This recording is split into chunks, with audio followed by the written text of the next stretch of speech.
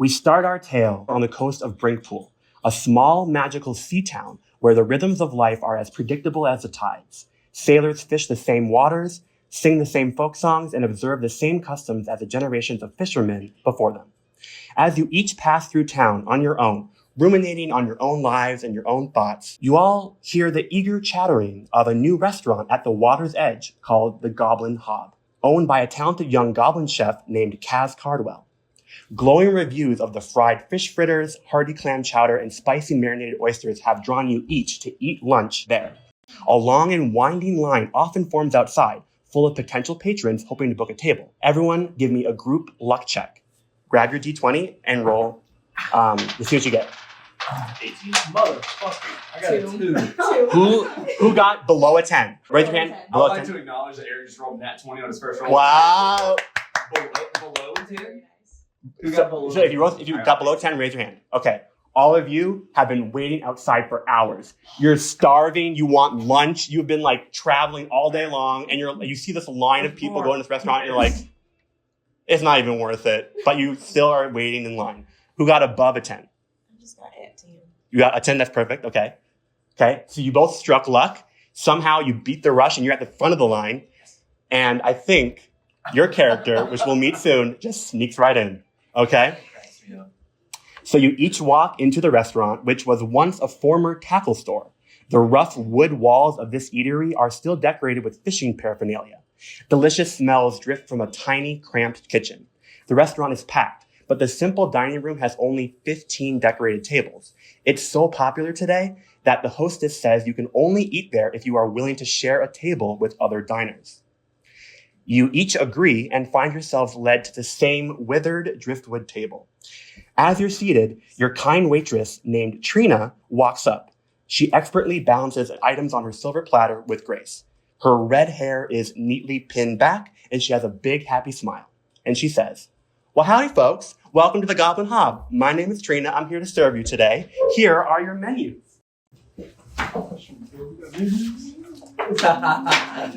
Let's go. I love the Matthew's feeding into his. Yeah.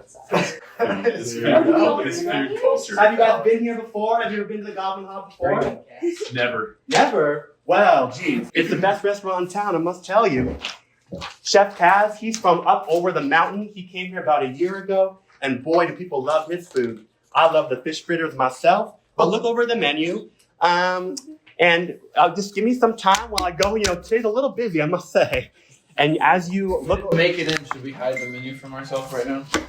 No, you're all in now. You all got in. You just waited a really long time. Yeah, you had to wait while as some people just snuck right in. So I'm like angry. Right? You are ready to eat. Yes. But we're all strangers sitting in. Yeah, so you're all just like... We don't know each other. You don't know... Yeah, so while you're all sitting there, Trina, before she walks away, she says, do you guys know each other? No. Oh, well, then it must be a good time to meet some new friends. Toodaloo. So as you all sit there a little awkward, Trina rushes off to the next table. She is booked and busy this day, right? As she walks off, you guys look over your menus. You can actually look at what you might want to order. You can see she's pretty stressed. Other waiters and like waitresses there are pretty stressed, but it's so busy. But as you all sit there, once you kind of look over, you may want to introduce yourselves to each other. Does anyone want to go first? Would anyone be plucky enough to speak up? I'll do it. Go for it. Okay. You can do it in character. Go for it. I just mean like how much detail. How would you introduce yourself? Okay. Okay. All right. So my name is Soren Orlith, and I am a traveling. Let's just say I'm on an adventure to bring back glory to my family. And you could probably say, like, what do you look like? Maybe describe your features. That's what I was wondering. Do you want to? Okay. I'm a drow ranger. Nice. And how are you feeling today, or anything? Anything else? You can say your name, right? Yeah, Soren Orlith. So my name is Soren, and I'm really fucking hungry. Yes. So I'm ready to eat. Amazing. Who wants to say who they are next? I think I can go. Great. All right, so I'm gonna pat a little. I'm a gnome. So I'm like a younger gnome. I'm like 33. I'm a guide. So if y'all ever need anybody to help you through the forest, I got you. We'll go on a little adventure. I'll show you all the fun spots. It'll be a great time. What's your name? Granona Paddle-Little. Renona. Yeah, had a little. And What does she look like? yeah. So I'm a little bit taller for a gnome, but I'm still like 3'8". So But I'm still like 3'8". Let's go. This is amazing. I love it. I know. She has like auburn hair. She has She looks like the female version of Robin Hood. Oh, yeah. That's Yeah. a That good works. representation. Since she gave you her age, I should give you mine. I'm 150. oh Is man. that Old man older? in the group. pretty young for an elf. Oh, He's a strapping young drow. Yeah. Oh yeah. He's got Years old. multiple centuries. Mm-hmm, mm-hmm. Yeah. I'll live for a while. Okay, anyone else want to introduce themselves? I'll go. So I am Eleonora Amarante. I am a princess elf. I was born as a princess, and then one day I dream of a peaceful future where I can return back to my homeland. And I'm 312 years old. Oh my Amazing. god. She's a grandma. But show your picture though. But I'm a younger elf, right? So Yeah, elves can be 1,000 years old, so she's like a young. yeah. Just under middle age. I'm like, Oh whoa. Dangerous. Rocking armor right now. Well, so she's a high elf paladin. hey. Yeah, what's her name? Eleonora Amarante. Eleonora, yeah. Yeah. Okay, and is there anything else about her personality that you want to describe? What she looks like? I mean, they have the picture, but you can describe her. No, Okay. just going for princess elf right now. Great. So you know, as we're doing this, we're all kind of building characters, right? So maybe she's a little bit shy. Maybe she doesn't want to say too much. Maybe she's a little bit nervous of being here in front of strangers. Right. Right. The reason I didn't want to say too much is because I'm fucking hungry. Exactly. Okay. Hey, so where's the food? Okay. Who is anyone else want to introduce themselves? You also can choose not to if you don't want to. I'll go. Okay. I'm Ariella. Yeah, Ariella Starbloom. Ooh. I am kind of biracial. I'm half fairy, half wood elf. Oh. I'm Let's go. 80. You're 80? Yeah, I'm 80 years old. Like, tiny. I'm 2'5" and 30 pounds. And she's book smart, but not street smart. She can be reserved and cautious. And she hopes to acquire her own community. Mm-hmm. But she's really gorgeous. I mean, Yes. You can share it. Yep. She said And do you remember what kind of? Do you remember her class? Yo. I'm a monk. Okay. Did you guys hear that? You're a monk. You're a monk. She's a Sick. monk.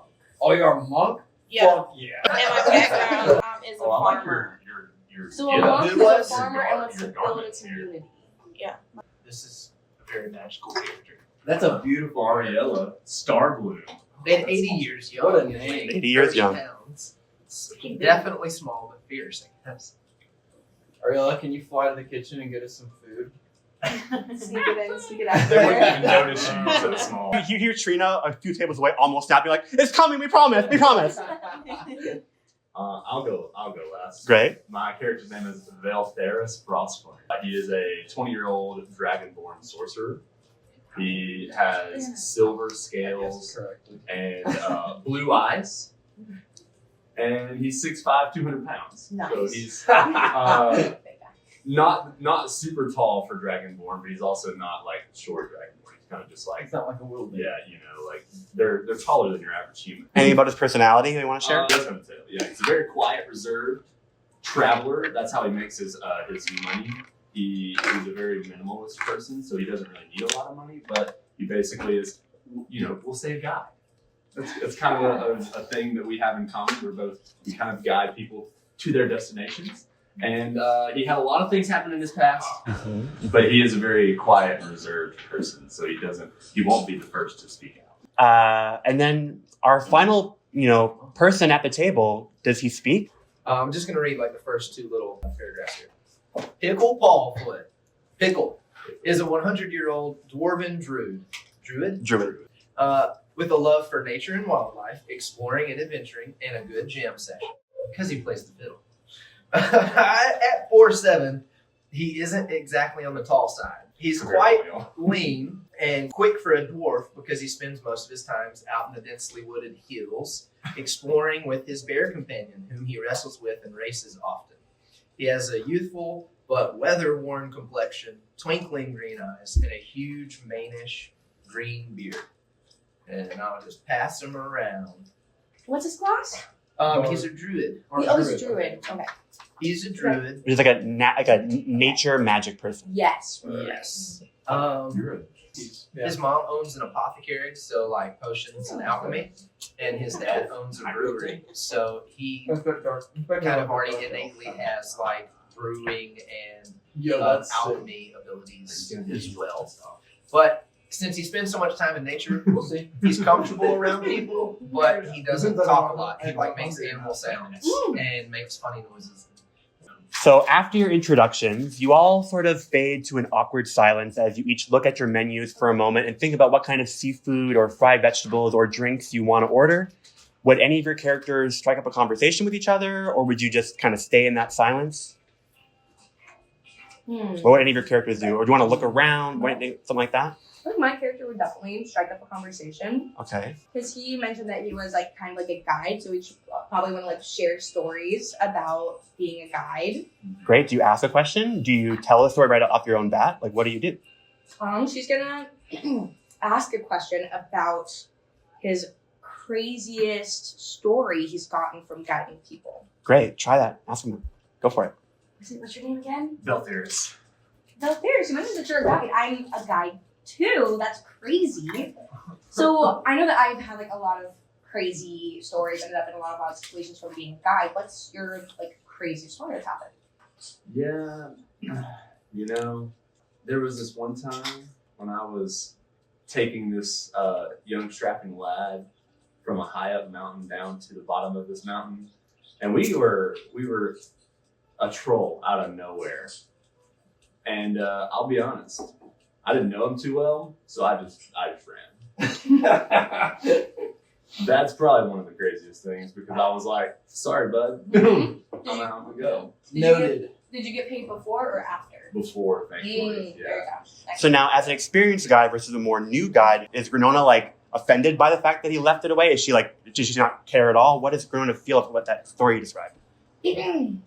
She's happy that he got paid before because she understands the struggle of being a guide, but she kind of judges him for being not brave enough to try to save the other person because he's literally driving for him. Like, come on, figure it out. Right?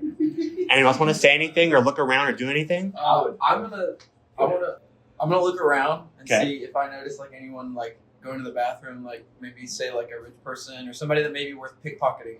Everyone give you a perception check. So roll your d20 dice and tell me the number. And Dylan, you can go 18. first. 18. Okay, so you see plenty of rich people at this diner, and you can tell they probably got in easier than you got in. You had to wait for a long time, but these rich people got in, and they have a table right near the kitchen. So you are jealous of these people, and they are probably not that smart and ripe for pickpocketing. Okay, you got 18. You also, you hear a lot of the diners whispering. Something feels a little off today. This restaurant is not as popular or as like smooth as it normally is. You saw Trina being really kind of skittish and things were a little bit hectic. Yeah. So you're noticing, you're very perceptive, you're noticing this. Okay. What numbers did we get? 1. 1. You don't perceive anything. You are like, this menu is hard for you to read right now. Yeah. Okay, Camille? 19. You had 19. So far, I forgot how you pronounce her name again? Ariella. She's perceptive but kind of quiet, right? So she's looking around and she sees people whispering, she sees people looking around, and she's being a little bit nervous. Are you feeling a little like something's off? You've hoped to come visit this place before and things are not what you expected. You also see a woman who is sitting in the corner and she's eating pie, and she, like you, is just kind of quietly by herself looking around. Anyone else? I got a 14. You got a 14. Okay, you see humans around you. You see goblins, gnomes, dwarves, all enjoying their food. You are happy as a clam. You are like ready for your food as well. Tristan, what you get? Are we adding our You can, for some perception, you can add stuff. 15 So you got a 15. Great. with my Will you perception? add some perception? So if you look on your sheet here, Oh yeah, I got a +2, so I actually rolled a 20. great. So what'd you Yeah, get? for sure. 15. You got a 15. You also you are hungry. You're looking around. You see people, humans, goblins, orcs, everything around, just eating a ton of stuff. And then, what'd you get? A 7? 8. An 8, okay. You see another elf, like you, sitting in a booth at the end of the restaurant. And you kind of clock him, but he seems like he's peacefully eating as well. But as you're looking at your menu, you hear a bit of commotion in the kitchen. A plate falls and breaks, and soon Trina, your waitress, she returns with some bread and butter for your table. And she goes, sorry, dearies, busy day, what can I get you? Let's go around, tell me what you want to order. You got the classic wedge salad. Classic wedge salad, okay. I thought we might have been hungry, but that's all right. Okay, next for you. So, I'm gonna do the jumbo cocktail shrimp. Amazing, sounds great. Circle that on your papers, by the way.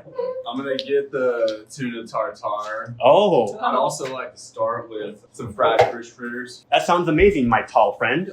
Circle that on your sheet for me, please. Thank you, I'll write that down. For you, sir? Whatever you recommended. Which was the Ooh, Fried fish fried fritters. fish fritters. that is my favorite on the menu. You'll love that. And for you, miss? Wow, I must say, you're so beautiful today. I love your hair. Thank you. I'm gonna do the chopped salad and the lobster bisque. Ooh, delicious. Okay, circle that for me, and I'll write that down. And for you, miss? I love your wings. Thank you.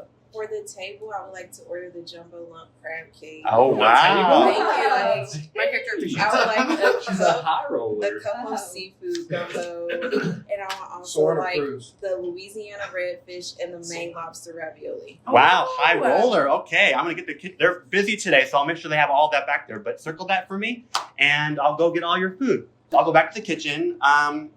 But I've got to say, it might take a scooch longer than we expect. Please, we have a delay. Our seafood catch came in late today. It's not. It always usually comes in at 6 a.m. Today it didn't come till 10 a.m. So we're a little behind. I got to be honest. But yes, drink menu. If it's not on there, I'll bring you a beer. Is that what you want, or what would you like? I would love something. Great. Well, I have beers. That's not it has to do with the fish, so we'll be great. I'll bring that out. And keep yourselves busy. Enjoy the food, and it'll come out eventually. Toodaloo. She speeds off because she goes to the next table. She is busy, busy, busy. Is there anything you guys want to do while you wait? No, we're good now. Oh, you're good. Okay, We're great. good. Okay. Everyone, give me a perception check again. Thank goodness. And we'll go around. Okay, let's go with Renona first. We got 17. 17, okay? You see a group of drunk pirates all at the bar. They're sloshing beers together. They're cheersing. They're having a great day today. You Okay. can tell they're beyond tipsy, for sure. Okay? Got an 11. You got an 11. Okay, so Thorn, he looks over and he also sees those drunk pirates and he's like, I'm going to steal some of their stuff later on, right? You can see like literal gold coins near their pockets. Okay? 20. Ooh, you hear sounds and twinkles of magic coming from the kitchen, and you know magic. You're a sorcerer, so you're like, why is there magic happening in this goblin's kitchen? Yeah. Okay, for you, 14. 14. You see a big orc eating 5 plates of seafood pasta. He is stuffing his food, and you're all hungry. You're like, I want some of that pasta. What'd you get? 6. You got a 6, okay. You see a halfling family, which is like almost like humanoid, but they're like half, they're like shorter. So you see a halfling family enjoying their tasty fried fish and chips at a table about 2 tables away from you. And you're like, those kids are really cute. I got a 14. You got a 14? Yeah. Okay, so you you saw that woman who was eating the pie, and you see that pie, and it's like a kind of a light green color, and you're like, ooh, that pie looks really good. What kind of pie is she having? And then while you're all sitting there looking around, kind of like hungrily waiting for your food, suddenly Kaz, the chef, bursts out of the kitchen. Ah! They're alive! My ingredients, my seafood, they're alive! They're possessed! They're growing! Help me! Oh no. As he runs out screaming, you see 3 giant octopus and 3 giant crabs blow through the kitchen doors, chasing behind Kaz. How giant? Giant, bigger than you. The creatures begin picking up diners, throwing chairs, smashing plates, smashing windows, and 2 grabs go to pinch and attack some of the diners. Everyone screams. 1 giant octopus even grabs the halfling child and lifts her up into the air. Cass yells, "Somebody, stop them!" What do you guys do? All right. Can we roll for initiative? Don't kill the animals. How far away are we? You're probably, so like they're rushing into the main room, and as you're looking around frantic, people are screaming. Do we need to roll for initiative? Not yet. Okay. I need someone to actually choose and want to help. All right. You guys are all sitting at this table. Okay. I'll be honest, I can't handle a kid, being gotten. Maybe we should talk about it first, real fast. Yeah. Huh? You do this, I'll do this. So my character is like super fast and small. These are the 3 crabs. This is an octopus. I'll put this one right over here. They kind of broke through the window. Okay, you guys are all right there. This is Kaz, the chef. This is Trina at the other table. Does anyone do anything? I'm going to count down from 10. Someone has to make it a choice. I'm gonna shoot. 1, I'm gonna 2. shoot the octopus with an arrow. Okay, everyone roll initiative. So roll your D20 dice. And at the top of your 19, sheet, baby. 19. Plus At the, 3, so so write that number down. Where do you find the initiative? So initiative is me at the top. Oh, okay. Okay, 6. It should be next to your armor class shield on the top. it's one of the bigger ones. Right there. Initiative. Oh. Initiative. So roll your dice, and then I'm going to go around and everyone tell me. This means we are now entering battle because he shot the first arrow. All right. Dylan, give me your number. 22. 22. Okay. Brianna. 6. Okay. Oof. I'm so sad. It's all right. And this determines how ready you were for battle, how fast you are to react. Oh, don't worry, I got 3. 3. Okay. Bummer. Okay. And for Eleonora. 4. Okay. And for So it's this number plus the Mhm. 1, so 19. wow, beautiful. And then for Pickle. Pickle got an 8. Okay. All right. So that means you are first to act, Thorn. So you tell me what you want to do again. I'm gonna use my longbow. Great. So I have to roll a d20 to figure out whether or not I hit. Great. So what's happening right now is, and you can start to think about what your character. Do you want to grab your sword? Do you want to, do you want to punch them? Whatever. But what he's doing, he's rolling a d20 dice to see if he hits the octopus or he misses it. Because the octopus has same way you have an armor class on your character. So if the octopus has a high armor class, say it has a 15 armor class, and I roll a 13, then my arrow misses essentially. So how do you know he has a 15? We don't. Only I know that. He So knows, I will tell he you. knows their armor classes. Okay. I just rolled an 18 plus 5, so 23. 23. That hits. Okay. Okay. So So now I roll a d8 plus 3 for damage. Great. Where's my d8? and another thing while he's doing that, a good thing to know is so basically you guys are playing the heroes. I play all the NPCs, like the side characters, and all the villains. So I did 7 damage. 7 damage. Okay, so now describe for me how that looks when you shoot this octopus. So I'm going to shoot straight across, and I'm going to shoot exactly the arm that's holding the halfling. Amazing. He's still Okay. in a bad mood, so he did it with kind of like a. Yeah, it was kind of like Yeah. a fuck this fucking arm. I'm hungry. Amazing. You're dinner. Okay. You're Now, if ruining you're- my fucking dinner. I'm Is your pissed. intent to have it drop the halfling to? Yes. Okay. So give me a luck check. Roll for a D20. So 6. Okay. So that means that you shoot the arrow right into the octopus's tentacle, but it barely flinches. It hit it. It got damaged, but it's not dropping that child. Okay. It has like its arm around its neck. Okay. Okay. So now he just did his action. Well, I have a bonus action. And another thing, ladies, and everyone to understand is when we're in battle, imagine time has basically slowed. Okay, because we're all working and doing our actions together. Every round of combat, when we go around everyone, is about 6 seconds of time. And so think of what your character can do in 6 seconds. You usually have one action, one bonus action, and one reaction. An action is anything from, you can see on your sheet, there's like actions like you can talk to people, you can help people, you can attack, you can use magic, whatever, cast a spell. You also, all your characters have a certain amount of speed. So it says somewhere 35 walking. So your character, and also on your turn, Thorn, you can move up to 30 feet, I believe. Right. So if you see on this space, there is like these little like squares, right? Every square is 5 feet. So if he wants to move in his turn, think about it. You can't do 1,000 feet in 6 seconds, but you can do 35 feet or 30 feet or 25 feet. So your character can move 30 feet. If you would like to move, you can. You want to move or stay where you are? And we'll go based on what our initiative. Yes. So right now he was first. After him will be Ariella. So if you want to think ahead of what your character might do you want to attack? Do you want to save someone? Whatever you can do, we'll figure it out. And if you can do 30 feet, that's 6 spaces. You can move up to 6 spaces. I'm just going to move like right here. Great. Sounds good. Do you have any bonus actions or anything you want to do beyond that? Yeah, I'm going to do a bonus action. Okay. What's that? So I think the only bonus action I have is Hunter's Mark. Would you like to do that? Yeah, I'm going to cast Hunter's Mark Okay. onto the same octopus. Great. Read off for everyone that does. There should be a little. So you magically mark one foe. You now deal plus 1d6 force damage on every hit to that foe and gain advantage on any whiz check. Great. So Whiz, I think it was wisdom. yes. So basically, he's done like a magical spell as a ranger who's like always hunting animals. That he does Hunter's Mark. He put a magical mark on his octopus. Great. So then you can just cast it. And so is it under a spell slot for you or is it a cantrip? It is a spell. It's a first level spell. Great. So you're going to cross off a spell slot. So basically in D&D, I know it's a lot, ladies, but just absorb it while I always answer questions. Yeah. So there are cantrips, which are basically spells that some creatures can use at any time they want. They don't it doesn't tire them out. And then there are spells, first, second, third, fourth, huge levels of spells. They get more and more damage as they get bigger. And in order to cast one of those spells, you have to take a spell slot. So like monks, they don't have magic, so you don't have to worry about that. But like you do have some magic. And if you were to cast a first level spell, you only have currently at level 1 only 2 spell slots. So you would take one off. Meaning you only can really cast 2 spells in your battles for right now. Is that on this sheet? Yes. So so if you look over here, we have spells. These are free. You can do as much as you want. Here you have a cure wound spell, and you have this spell. Right. And if you do cast that during one of your actions, you would like cross off one of those spell slots. So you have 2 spell slots. So you can like use your pencil and just cross it off. So why do I get 2 again? Sorry. Just because everyone basically when you're level 1, you usually have 2 spell slots. It just like it means that like You just start off. yeah, with 2 everyone spell starts off with 2 slots, and you would Base just, level. and after casting 2 spells, you're magicked out. You're too tired.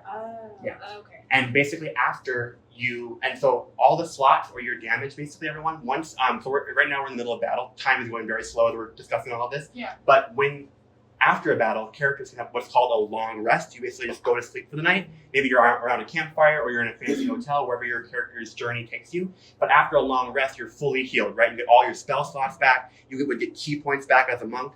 You get all your health back, that kind of stuff. So during battle, you do want to use your spells or your key points, or you don't. It's not the end of the world if you get hit. If you try not to die and get to 0, but because once you're done, you'll eventually rest and fully heal. Yep. Okay. Okay. So That's the end of my turn. you cast Hunter's Mark. So now, Soren has shot an arrow at this tentacle. It went into its arm. It barely flinched, but it did take damage. This just means that this octopus and all these sea creatures are very strong. But now you've marked it, meaning that you are intent on going after this octopus. Next, we have Ariella. What would you like to do? You can move. You can attack. Okay. What's your action? Do a dash. Okay. So dash means you can basically run twice as fast. So I would say unless your goal is to run away, a dash may not be super great. Because you attack. Okay, great. So how do you want to attack? You can punch. You can. So your attack's at the bottom. You should have like a staff or something. Yep. So you can use a weapon, a dagger, a spear. You have unarmed It's strike. octopus and it's big. Mm-hmm. You've So got a spear. magic moves. Okay, great. So you want to throw a spear, maybe, or do you want to jab it? You can. This is the time to really be creative. What would you do? Monks Either are you as a good. person. Use Points my until level 2. Light You can. speed. Yeah. To So try and hit the dagger in some part of the octopus. okay, great. So it's Ariela's turn. Grab your character, and you can go up to 35 feet by walking or flying. So choose where you want to go, and then if you're going to dagger someone, you want to go up to the actual octopus, right? Mm-hmm. So move your piece. Where's the octopus? So these bigger rocks are the crabs, So these are the octopus. and these are the octopus. This is the one that's holding a halfling. This one. That one. So you can move up to 7 spots. So and these are spots like 1, 2, 3, 4, 5, 6, 7, Okay, just Yeah, let you me can figure get it up to out. it. Where was your finger at just now? right there. Great. Okay, yeah. And we'll say that's close enough. Okay. And you said you wanted what weapon you want to use? A spear. Amazing. So give me an attack roll. So you're gonna roll that dice. What'd you get? A 15. Amazing. That hit. Is there any pluses to that or anything? Like so. Let's see. It would be a D20 plus 3. So 18. 18. That hits. Okay. So now describe for me how Ariella flies over this octopus and stabs the octopus. Well, I want her to fly over and use the spear to cut off the arm that's holding the kid. Amazing. Okay. She goes for that. Give me. So you do hit. So now give me a damage. What does it say? What kind of damage you do? It's going to say right over here. So Tell you spear. what dice. 1d6, which is going to be the normal 6-sided dice. So this. Mm-hmm. So 1. That's fine. Bummer. Plus 1 of piercing, so it does 2 damage. But because she was clever enough to, again, we're making a story here. She described she wanted to cut it off. Yep. So now give me a luck check. So you're gonna roll the d20 again D20. and see how lucky you are to see if it actually does work or not. No! So it's pretty low. So you see. So I'll describe it now. So see how I narrate it? If you guys can narrate your own, amazing. Aim for that. So you see Ariella, she jumps up, she speeds over like a rocket towards this octopus. You see her, this little shy creature that wasn't talking much, whip out a spear with a sharp edge of it, and Joseph goes, yeah, and tries to slice off the octopus. Unfortunately, this octopus is so strong, she was about halfway through. So now this halfling child is like dangling from this like kind of cut off octopus hand, but she got her attack in. Do you have any kind of bonus actions, anything you want to do like that? So some creatures don't usually have them. So let's see. So because you are a monk, you actually can do a bonus action where you can. So most characters cannot attack twice until they're level 5, but monks can attack twice even at level 1. So you can also punch them. Yeah. You can punch, kick, or whatever. You can do an unarmed strike. Would you like to do that or not? I can punch him. Yeah, if you want to. You can punch, kick, where any kind of unarmed strike. I mean, you can't use your weapon again, but you can use your unarmed strike. Can I? Oh no, that's not going to be as powerful.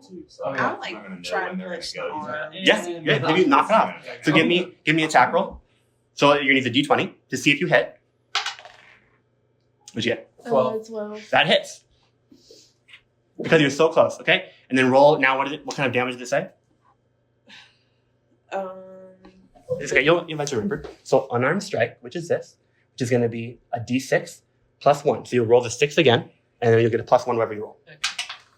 Boom. 2. So 3 damage. This is good, guys.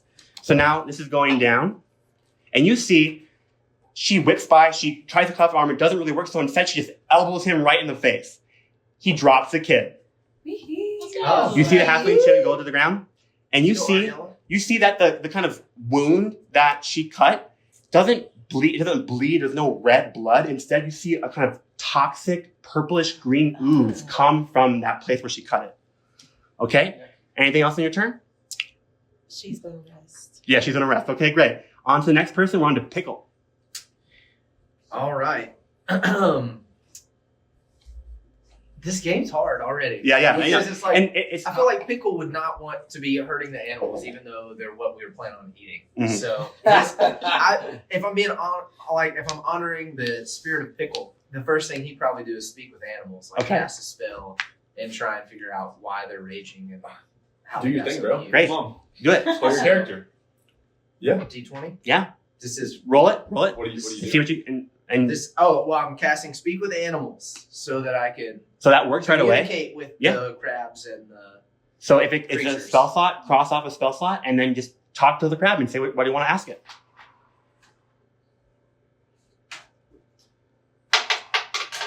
Oh no. 17. 17 plus initiative, so 18. Oh no. So basically, it's just a spell, so it works. Oh, yeah, so spells just- work. you can- 17 was just to see how it went. Oh, The- yeah, the it went well. question asking. So what do you want to ask? Why are y'all attacking everybody?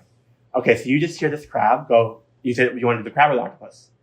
I think the octopus that hasn't been damaged yet. Okay, so one far away. You hear it just go. You can tell that you speak to like creatures all the time. These are not normal creatures. They have been like warped. They are evil. They are not good right now. This is not a animal that you can speak with, which makes you feel like, okay, this has to be taken down. This is not one that is a normal octopus that we are hurting. Okay? Okay. It just kind of like wah, wah, wah, wah. Did the little kid get hurt? The little kid is fine. It runs back to its mother. Okay. On it, So like, nobody's been injured. not so far. But now it is the octopus's turn. So as you all are, so some people jumped into action. Some are still at the table. Haven't been fast enough to react yet. You see all the octopus. The one that dropped the halfling child, it got angry. It grabbed its chair, threw it out the window, smashing the window. There's glass everywhere. This octopus is going to move over here because it sees Soren. This one's going to move here. This one is now going to go for the other halfling brother right there. Dang, bro. What's up with this thing? Wow. You got Kids. a What? taste for the halfling. They're hungry. They're hungry.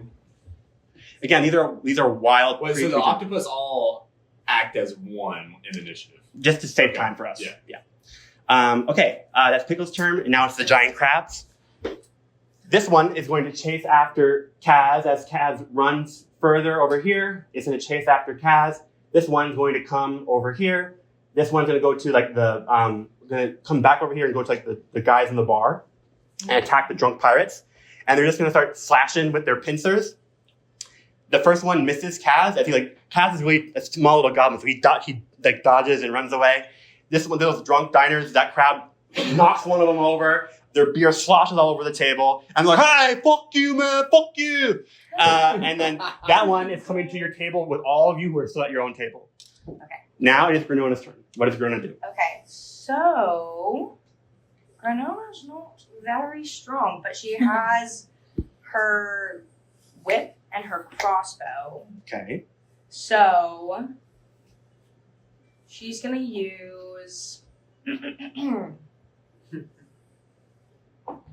her crossbow Okay. to attack the crab that is closest to them, and she's going to shoot it. Where is she gonna shoot it? Since it's like really close to her, like kind of like in like the soft underbelly, like right where it's like weakest, Okay. where like the shell is like the softest. That's very smart because these crabs have very high AC because they are covered in hard shell. So you can tell, you guys see Granona whip into action. She jumps from her little seat, she rolls under the table, she goes underneath the crab, points her crossbow up, and shoots it. Give me an attack roll. I've had really good rolls this whole time, so come on. Redemption. 20! Nat 20! Oh my god. Okay. So She eviscerates when the you crab. roll a nat 20, it means you double damage. So what does it say for your crossbow? You guys see, oh, this little gnome, she's been in battle before. So for like the damage type, Yes. 1d6 plus 5. So that means you would roll a d6, whatever number it has, you would add 5. So you roll the d6 twice. Yes. Actually, here, just roll this one. There you go. Oh, okay. So 6 and 5 is Damn. what I That's want. 11. Shit. And you add +5 to both. So 10 and 12. So what's that total? Oh. Math. D&D is math. 22. 22, yeah. Wow. So you see this little tiny gnome rush with her little crossbow, boom, and does how much damage? 22. 22 damage to this crab. You hear the crab go "Roar!" and topple over. It is now prone, meaning that it has fallen over, and you see all this purple, noxious green liquid ooze out. That is amazing. I'm impressed. Thank you. Okay. Do you have any bonus actions or anything else? You want to move anywhere else, or you want to stay where you are? So Which crab is that? The one closest? My And move yourself to the crab. Oh, wait, that's not me. I am orange. Okay. Okay, so my actions When are. you slide to the other orange. side, you slid under it. Oh yeah. You slid under it. Fucked it up. Hell yeah. So, okay, so my bonus actions are the cunning action. hmm So I can dash. Oh yeah. So some skills you don't really get to your higher levels, but I kind of gave you that. So basically, gnome or a rogue, they can do on a bonus action. They can also hide, dash, or disengage as a bonus okay. action. Meaning that if you dash, if your normal speed is 30 feet, you can do up to 60 feet in one move. Okay. We talked about that with her, but so with your character, since you're not a rogue, that would have been your action to dash. But because she's a rogue, it's a bonus action, meaning you can attack and do that. So the only one that might be helpful here would be hide. Right. Because you're not engaged with any enemy because you knocked that one prone. Yeah. You shouldn't dash because this is a pretty small restaurant anyway. Right. Yeah. So hiding would give you advantage because then you could sneak attack on your next. Exactly. So if any character, if you use your action to hide, your next time, since you're surprising the foe, you have advantage on your next attack. If hide succeeds, right? Because you have to Yes. pass a check, right? Not if you're a rogue. Oh, okay. Okay, so I'm going to hide, Amazing. but in a spot that gives me like a good vantage point, so I'd be able to attack this. Describe crab that. So next. what would that be like in a restaurant? What, do you go under a table? Do you go on top of something? Behind something? What do you do? So, where the pirates are, close to the bar. Okay. Where did she go hide? Oh, that's a rogue. Just kidding. That's a door and a That's a window. door. Okay. And a table. Yeah. So. So you there's could go some down door. that hallway and hide. I can go. Yeah. So she's gonna go and hide like under this Amazing. table. Great. Okay. And that's your movement. That's your bonus action. That's your action. Amazing job from Granona that turn. Okay. Now it is Eleanor's turn. What are you going to do, Eleanor? Oh yeah. I want to do the acid flash on the Okay. octopus that Okay. has the kid. Okay, so then you have to first. So acid splash does have a range, but you have to get closer. So do you want to use your movement to move closer to that octopus? Like, do you want to take your which one are you? This one? The purple one. Yeah. Do you want to move closer? Yeah. Does this mean I can go 60 or 5? So you can move up to 30 feet. This is how far your spell goes. So in theory, you don't actually have to move. You could just have it. You can cast a spell and have the acid. So acid splash says you create an acidic bubble at a point within range that explodes in a 5-foot sphere. So basically, she creates a magical poisonous bubble that can explode, and you can shoot it if you want to do that. If you don't want it, you can move over or stay where you are and shoot it. What do you want to do? I want to move and shoot it. Okay, great. So move up to 6 spaces. Yeah, and you can see these little dots. I kind of drew them, but like you can. Oh, okay. Yeah. Nice. Nice. Great, and you can kind of guesstimate. It's fine. Great. Okay. It's a So pretty small describe restaurant, describe that action for me. And if you don't want to do it or don't know how to, I can do it for you. But describe how Eleanor would stand up and do this attack. So first of all, elegantly, very sneakily, I would get up and then I would throw the acid bubble at the arm that he's holding the kid. Amazing. That's it. Great. So give me an attack roll. Is that this? Yeah. 20. Oh, nat 20? Let's So, go. oh my God. You guys are killing it. So you guys are, okay. So now, how much does it say for damage? Does it say on there? Nat 20s on the first. Where do I see that at? So you go back to that acid splash spell. And Okay. it's Don't going to forget say, go into the restaurant because each creature takes 1d6 acid damage. So you can roll this one That's twice. a good roll. Yeah, You stuck it. Because this is a You just roll d6. sitting there like you know. Repeat what you just said. Yeah, so Unfortunately, he right did here, say it that says again, so. each Yeah, creature the- that you attack yeah. takes 1d6 acid damage. This is Um, 1d6, so whenever you roll, you would add together twice because normally it would just be one time, mhm. but because you did a critical hit on that 20, you're doing double damage. And that's what I get because I hit for 20. This I could is do this is twice. saying that not only did you hit that octopus, you hit it so well, you're gonna do double damage. This is your damage you're rolling. Okay. So 3. Okay, roll again. 6. You double it. So 3. So you got 6. So 6 damage. 12. And again, like Is there sometimes numbers seem really low, but when we're all level 1, anything above a 1 is great. Okay. So you got 6. It's 12 Yes. total, right? What? It's 12 total, though, right? Because you double it. No. It was 1d6 of damage, so she doubled that. Did you have any additive to that damage? Okay, so you just got 6. Oh, That's still good. You're right. But we've done a shit ton of damage to that. Yes, yeah. So I trust me. know. Yeah. So this one octopus that you guys have been trying to prevent from hurting the halfling one, it is like teetering. It is like close to death. Okay. Great job, everyone. Kill this motherfucker. Okay. Yeah. Do you have anything else you want to do? You did your action. Did it say any kind of bonus actions on there? Yeah, I don't think I can use it. Okay. Is it your lay on hands? Yeah. So basically, you don't have to do it now, but basically, paladins, which is what she is, they are holy warriors and they channel like holy magic. And she, on a bonus action, if she wants, she has like a pool of healing magical energy. She can touch someone and heal them for up to 5 hit points per level. Meaning she's level 1 right now, so you have 5 hit points you can heal your friends with or yourself with. Okay, but for now, you guys are pretty good. Okay, so you're good on your turn. Mhm. Next, it is Beltheris' turn. Yeah. So this is a crab, Little Theros. Yes. right? Okay. So I'm gonna use my cantrip ice knife Amazing. and attempt to throw an ice shard in the eye of that crab. And is it a cantrip or is it a spell? It's a cantrip. Oh, I mean, if I did that wrong, but For now, maybe, we'll do it. it may be a first level spell. Okay. Okay. so cross off one spell slot. It came up. Yeah, Great. boom. Well, yeah, we're gonna do that. Ice knife. And read it for everyone so they know what it is. Everyone listen. Read what the ice knife does. You create and fling a shard of ice as a ranged spell attack on a d20 plus 4 hit. So 12 to hit. Okay. And you rolled? Yeah. Okay, that does not hit Dang. because this is a crab, right? So it has a pretty hard armor class. So basically, do you want to describe what happens or do you want me to try and do it? So I'm gonna do this. Big old shard of ice is gonna come into my hand. I'm gonna throw it, and you it's see, gonna go right over the crab. Yeah, you Stick see. into this wall. Yes. Up here. You see that the ice shard misses, and you see Belthorus go, oh, dang it. But the shard, ice knife, with the really cool spells, even when you miss, it can still explode. Right. So, and you said you're doing which crab? I was aiming for the one right here. Okay. Bad call. By what's his name? By The chef. Kaz. Yeah, Yeah. Kaz. So let's say maybe. But it could still hit this octopus back here if it's hitting Great, let's do that. So how about we'll say you throw it here and you totally missed that one. It hits the wall over here and it explodes. And how much damage does it do on the exploding?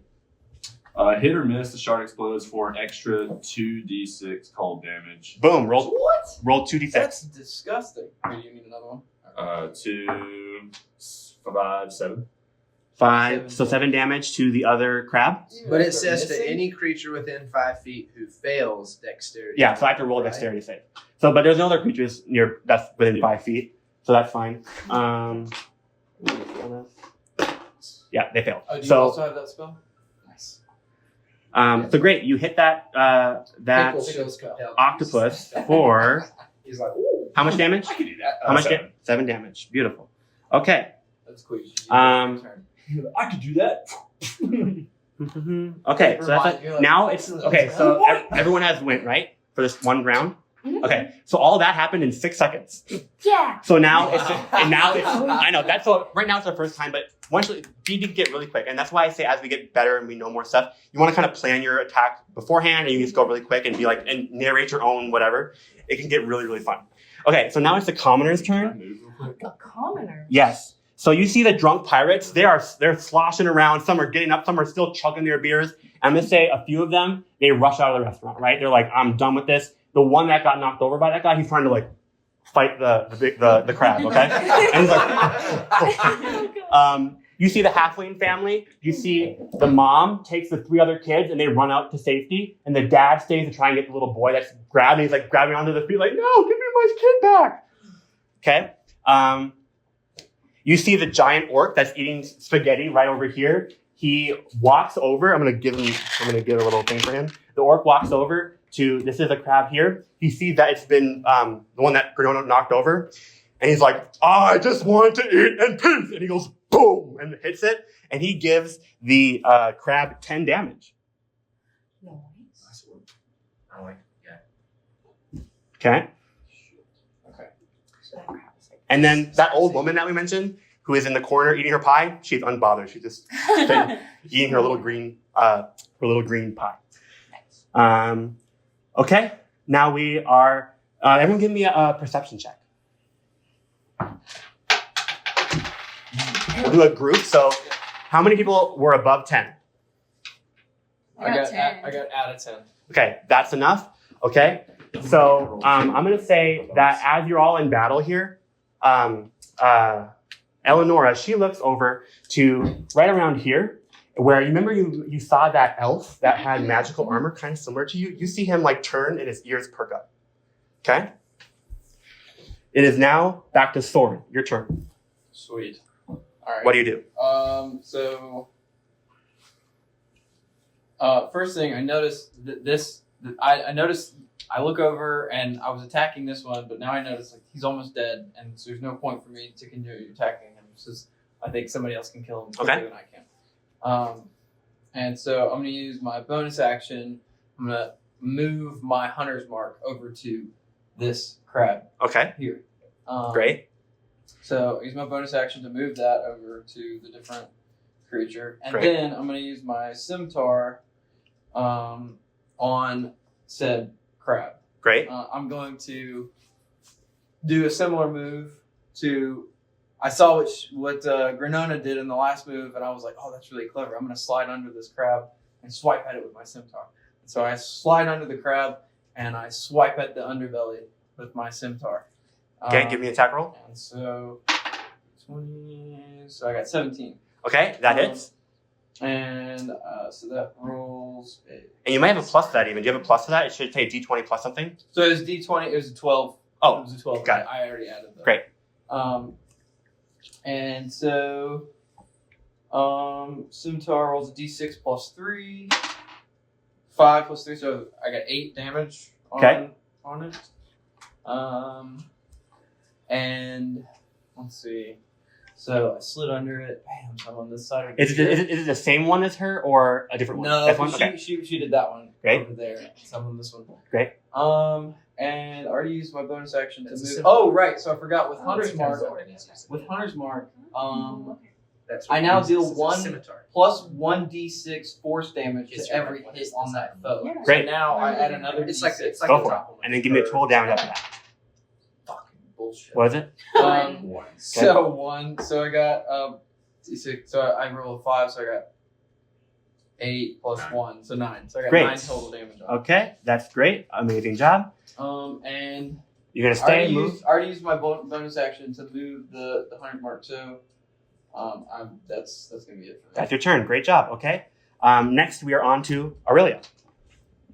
Does that matter? That doesn't matter. No, that was from the perception a while back. So now you can do any kind of, you can move, you can do your action. What do you want to do? We're hot on the 20s tonight. Just for perception. His actual character. The one that, okay, so which one? So you, right now, you are near an octopus that you remember to slice the thing off. Do you want to keep attacking the octopus? Do you want to, what do you want to do? His arm is sliced off and the kids are gone. So. No, he still has one, Oh, there's he the still one, has a kid. the one baby boy, or the one young halfling His brother. arm's The not daddy didn't get hacked it. off yet. He's right? almost dead too. So we want to try to, so he just get him out of the If you want to finish him off, you can. And what was the question? His arm's How not. did Didn't get so chopped whenever off. I threw my acid His bubble at face him, dropped how it. come since I Yeah. rolled a 20, how come that Did he didn't grab it with a do anything to like release the kid? Well, because so acid, like you didn't say. If you so again, we're creating a story. So if you want something to happen, you have to tell me that you want it to happen. So if you said I want to put it in its eyes to blind it, we can roll for that. But if you don't, we're gonna assume it's what you said, which is that it just explodes. So you just got like damaged and was kind of burnt with it with the acid. So you damaged it and it's lowered to it's really close to death. It's almost dead. So you did a great job. You damaged it. But if you want something to happen, we're building a story. So say what you want to happen. I see. Yeah. So kind of, I'm like your enemy basically. I'm the villain. So if you want something to happen, you have to say what you want to happen. Okay, so what do you do? Okay. I'm going to again. I can attack again. You can attack again. Okay. So I'm gonna attack again with the dagger this time by flight and go under the remainder of the octopus and stab it at its weakest point and finish it. I love that. Okay, give me an attack roll. What was that? 14. That hits an octopus. Okay, so grab your dagger. How much damage did that do? So if you read it, it should say dagger Here. Wait. 1d6. So you would roll 1d6 and then plus 1. 4 plus 1. 5. Okay, 5. You see this creature, you take the knife and you stab it into it, and it goes, ah, and more, it's like putrid ooze is pouring out. It's almost dead, but you have another unarmed strike that you can do as a monk. Do you want to attack it again? Yeah. What are you gonna do? For the heck of it. Are you going to punch, kick? What are you going to do? You're going to elbow it? You're going to smash it? What are you going to do? Let's knee it. Okay, so you see maybe your knife stuck in there. You take your knee and go, "Chua," and kick it even deeper, and you see this octopus die. And it melts to the ground and goes, ah! And we have our first kill by Ariella. Woo! Oh, so the crab's not dead. It's really close. Oh, Yeah. okay. No, he's just like It's like on its side, like flailing right now because she stabbed it on the underside. And so as the first kill happens, you see that young or small little Ariella knees this dagger even deeper into the octopus. As it falls to the ground, you see that it sort of starts to melt, almost like with magical green, purplish energy. And you see that this once huge octopus is now a human fisherman who is passed out on the ground. what the fuck? But not dead. You've killed the octopus. It's now laying unconscious on the ground. This fisherman. Okay. But it's a person. Okay, but the Pretty person isn't dead. The person is unconscious. Unconscious. Okay. Okay. It is now. Oh, shit, dog. So that octopus saw that you killed its friend, Ariella, and you may feel confident from your battle. It's going to walk over to you and try and grab you. Roll a d20 for me. You see its tentacle come out. What'd you get? A 3. A 3. Oh, Ooh. no. So Ariella, she is focused on killing this other octopus, and as she does so, this other one comes behind her raw and grabs her by the leg and lifts her up. Okay, that's the octopus's turn. This one is gone. This one is also going to see that Ariella is attacking its friend, is going to go after it as well. So we have 2 octopus going after Ariella right now, and then and that's the octopus's turn. I think you skipped Aaron. No, it's his turn right now. Yeah. I did it wrong last time. Sorry. It should be octopus before pickle. I was like, there's everything down, but Okay, so how far? I'm a few feet away from Which one are you're you? right the beside me. green one. Green. Okay. on the table. Great. And So- just to clarify, I did mess up last time, but the octopuses rolled a 17 for their initiative, and he got an 8. So they are before him. I used to mess up last time. Okay. What is the rock right beside the orc that Uh, smashed it? right there, that is the crab that Granona knocked over, and it's like leaking the putrid stuff. This one here. Yeah, this Yes. is the one that's like Yes. laying prone. And the one that the rock that's by the yellow and white pond. That's another crab. That's the one that I just hit. Okay. I So did not that damage one's to it. almost dead. I would say the one that's near Granona is almost dead, and that one is about half. So this one's almost dead. This one's a half health. Yes. Okay. Well then, what I'd like to do is use my sickle Okay. to try to lunge in and like drive that sickle into the eye of the downed crab. Amazing. Okay, give me a The tackle. orc is already like Yeah. pissed off. And Yeah, I'm gonna finish this off. What Great. is it? You roll a Is it d20 D20? to see if you hit. 18. Okay, that hits. Great job. Now you should see a damage near your sickle. 18 plus 4 actually. For 20. Yes, so it's 22. So that hits for sure. D4. Luckily, this crab is prone. It is flailing. It's not trying to defend itself. You had an easy hit. That plus 2. Okay. And then this one? Yep. 4. 4 plus, Oh. plus 2. 6. Great. And because it's prone, it has disadvantage on it. It's like, so you have advantage on your attack. Like, you are good to go. It doesn't even fight back. Describe how you finish off the creature. I literally just grab my sickle and fling it across and it hits him in the eye and he's Boom. You see the crab go, and it kind of like goes like twitches, and then again, just like the other one, it sort of like magically melts, and then you see a tabaxi fisherman, which is like a cat-like person, but they're another fisherman, Okay. female tabaxi fisherman, who is now unconscious and passed on the ground. So now I have a bonus action. What would you like to do? Is it? Yeah. Because now I'm aware. Pickle is aware Okay. that the creatures aren't actually creatures. They're fishermen that have It's Right. like illusion magic. been Yeah. turned into something else. So, Okay. Pickle has a how do you pronounce it? Shillelagh? Shillelagh. Shillelagh. Shillelagh? Yeah. And he just likes to yell, "Shalala!" Like that's his thing when Okay. he's going to use it, which is like it's a magical cudgel. Yeah. And so, anyways, he just yells "Shalala" and grabs the other one and flings it at the other, this one. I mean, Amazing. it's close. Yes. It's super close. Yes. But it's got a lot more health, and he throws it with the goal of like it just like going down its throat. Oh, and, okay. like, lodging it. Great. Roll me an attack roll with advantage. That's good. So D20 again. 20. Nice. Good job. Weird roll. Good job. Okay, so Yeah. roll your damage, and then whatever that damage is, so wherever it says for damage, roll it twice. Is this the damage? Is this your shillelagh? Yeah. It's a D8 plus 2. So it's that. Oh, wait, no. Balls. It's this.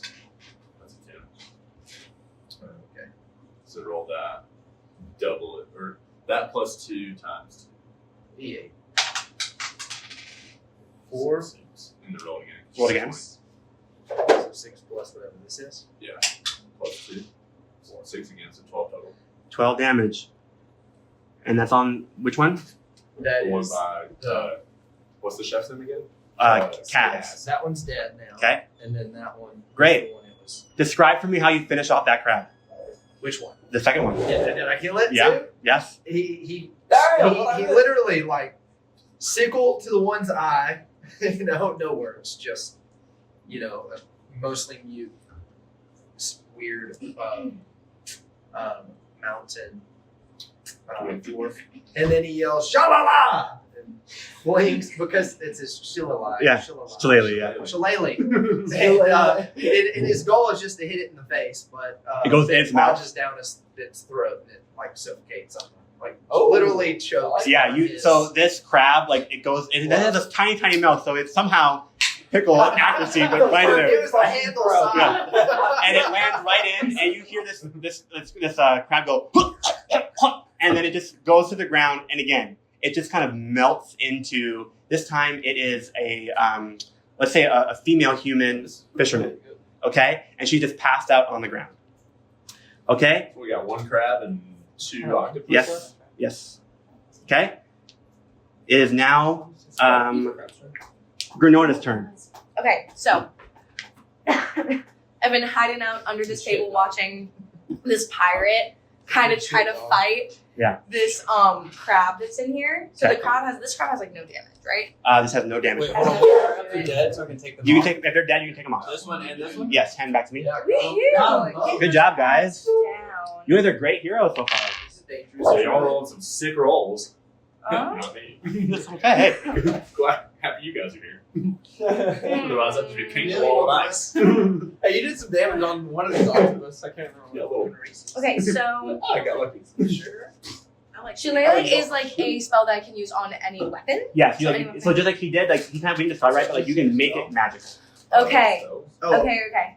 So that works. So these works. I was about to say, I do have When a it quarter says make staff. it magical, it just increases the damage, or can you like describe? You can describe however you want. Like you cast a spell and makes your weapon magical and it just does more damage. Oh, okay, right. So So like, it might, yeah, like that's maybe it was like a D4 originally, and Yeah. now it becomes a D8 because it's Shillelagh. got you. Okay, so I'm I gonna guess we're use use that. my hand crossbow again, because I still have it on me. Great. And I'm gonna use. Let's try and listen to Granona, guys. Hey, Guys, let's hey. listen to Granona. So I'm gonna use my hand crossbow to shoot it, but I'm gonna use Shillelagh to make it magical. You And got a shillelagh too?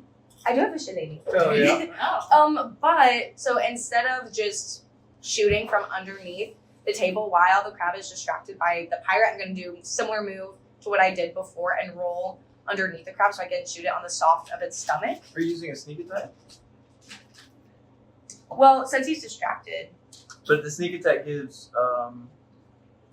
So basically, Oh, okay. so Yeah. so basically, because you're a rogue and because you hid last turn, this attack will have advantage. Meaning that when you aim for your attack, you will roll your d20 twice and take the higher roll. Oh, heck yeah. Okay, so I'll do sneak attack. And then also that will give you an extra 1d6 of damage. Yeah. Because yours is a little ninja, like pops out and just like, Yeah. Yeah. Sweet. Sneak attacks are like Okay. what rogues are known for. Yes. So my first roll is for this sneak attack, and I roll twice. Yes. So that's 13. Okay, so roll again, see if you get higher. Okay. Because the 13 would not 13 hit. plus 5. Okay, right. Then this was 19. 19, Damn, so okay. 24. That hits. So I'm there. You pop out of hiding, you cast Shillelagh, you see this little arrow in the crossbow glows. What color? It's gonna go green. Okay. And then describe how you're going to shoot it. So I do a side roll to go underneath the crab laying on my back. I shoot upwards, and so the green arrow goes. There's kind of like a green glow around the crab as it like does its march through the crab and kind of like around its bloodstream or whatever. Amazing. And then I guess next I roll for damage. So my hand crossbow has damage and the Shillelagh has damage. So what do I? The higher one. So that's okay. But I roll this. Make sure I roll a 6. So 6. What are you looking Okay. So this one is the highest. So that's for sneak attack. That's So, for yeah, you my roll it- crossbow. Yeah. And for Shillelagh. Oh, that's a D8. So I would roll. Fucking I would shit, do your brother. Shillelagh damage, Okay. and then after you roll that, you add another roll of 6 to do a d6 for sneak attack. She does Okay. 2d6. Oh wait, Just- never mind. Yeah. So this is the 8. So that's a 2. Okay, good. And then that's your. And is there any pluses to that for your Shillelagh? So Plus her wisdom. Okay, what's your Mine wisdom? was, Because you're casting, you use your magic with your wisdom ability. so that's 4. Okay, 4 damage plus your d6. So roll a Plus d6. roll your d6. A 4. Great. So that 8 total. 8 total. Yeah. Okay. So you guys see, well, maybe you don't see her because she's so fast and sneaky. She rolled underneath the other crab, does her same move, shoots it with now a green magical arrow. Okay? Because it's a shillelagh. Because it's Shillelagh. It's a shillelagh.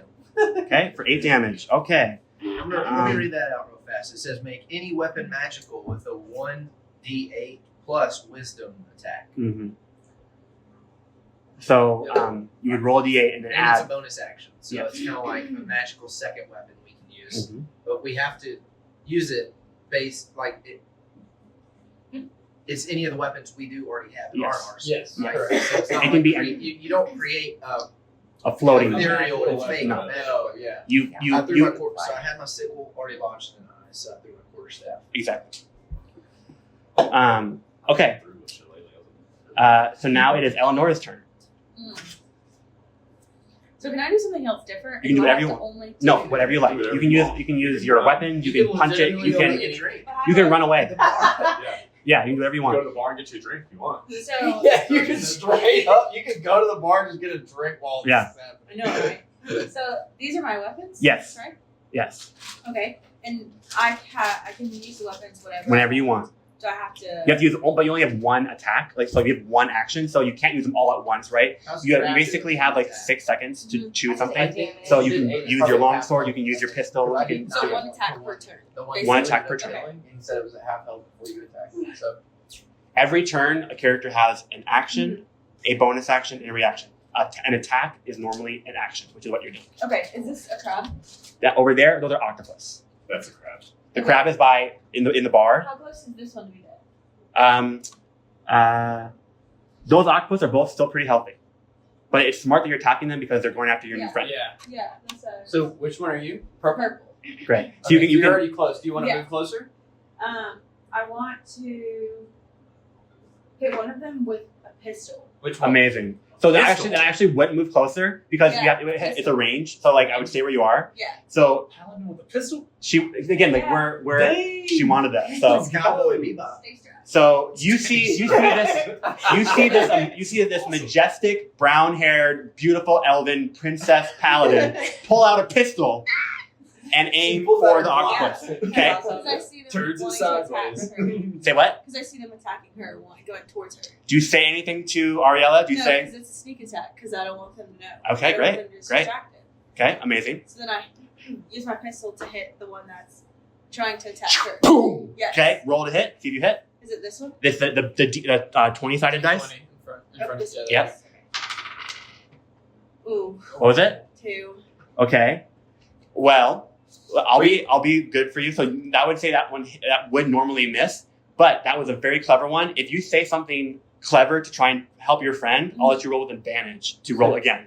So what do you say to Ariel? Do you want to say, "I'm coming for you. I'm going to save you"? Yeah. Do it. Scream it out. Oh, I'm gonna grab you from this. Do it in character. octopus. Do it in I don't character. know what my character is. Go for it. You don't have to change your voice or anything. You just be like, You're like, "Oh, Girl, I'm coming. Yeah. Girl, I got you. Love it. Roll again. All right. So do I use this one? So roll again. Hopefully it's higher. So I'm giving you Okay. advantage, meaning you roll the d20 twice. And You pick the take the higher roll. Okay. 8. Okay. Okay. 8. Plus, do you not get a plus? She gets a plus something, right? Let's see. Do you have a On your pistol? So if you look at your pistol Oh, and plus 2.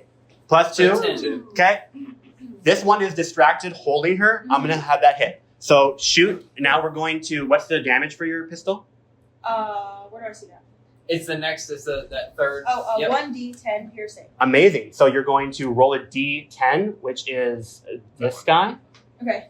And it says d10 plus what?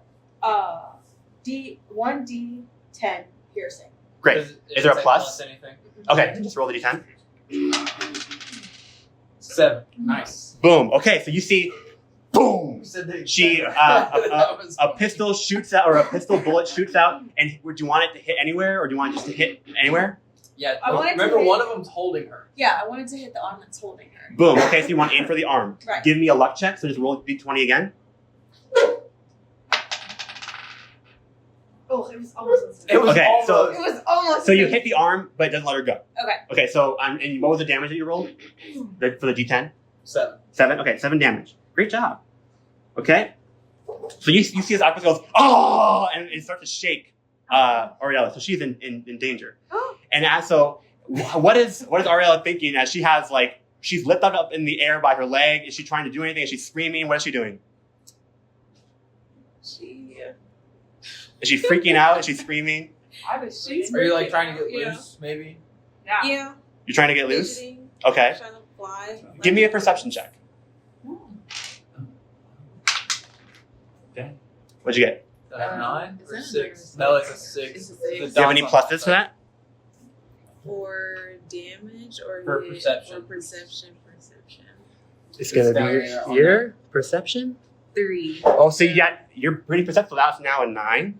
So what we're gonna say is, I'm gonna narrate this in the next moment. It's gonna be really good. So It's really good.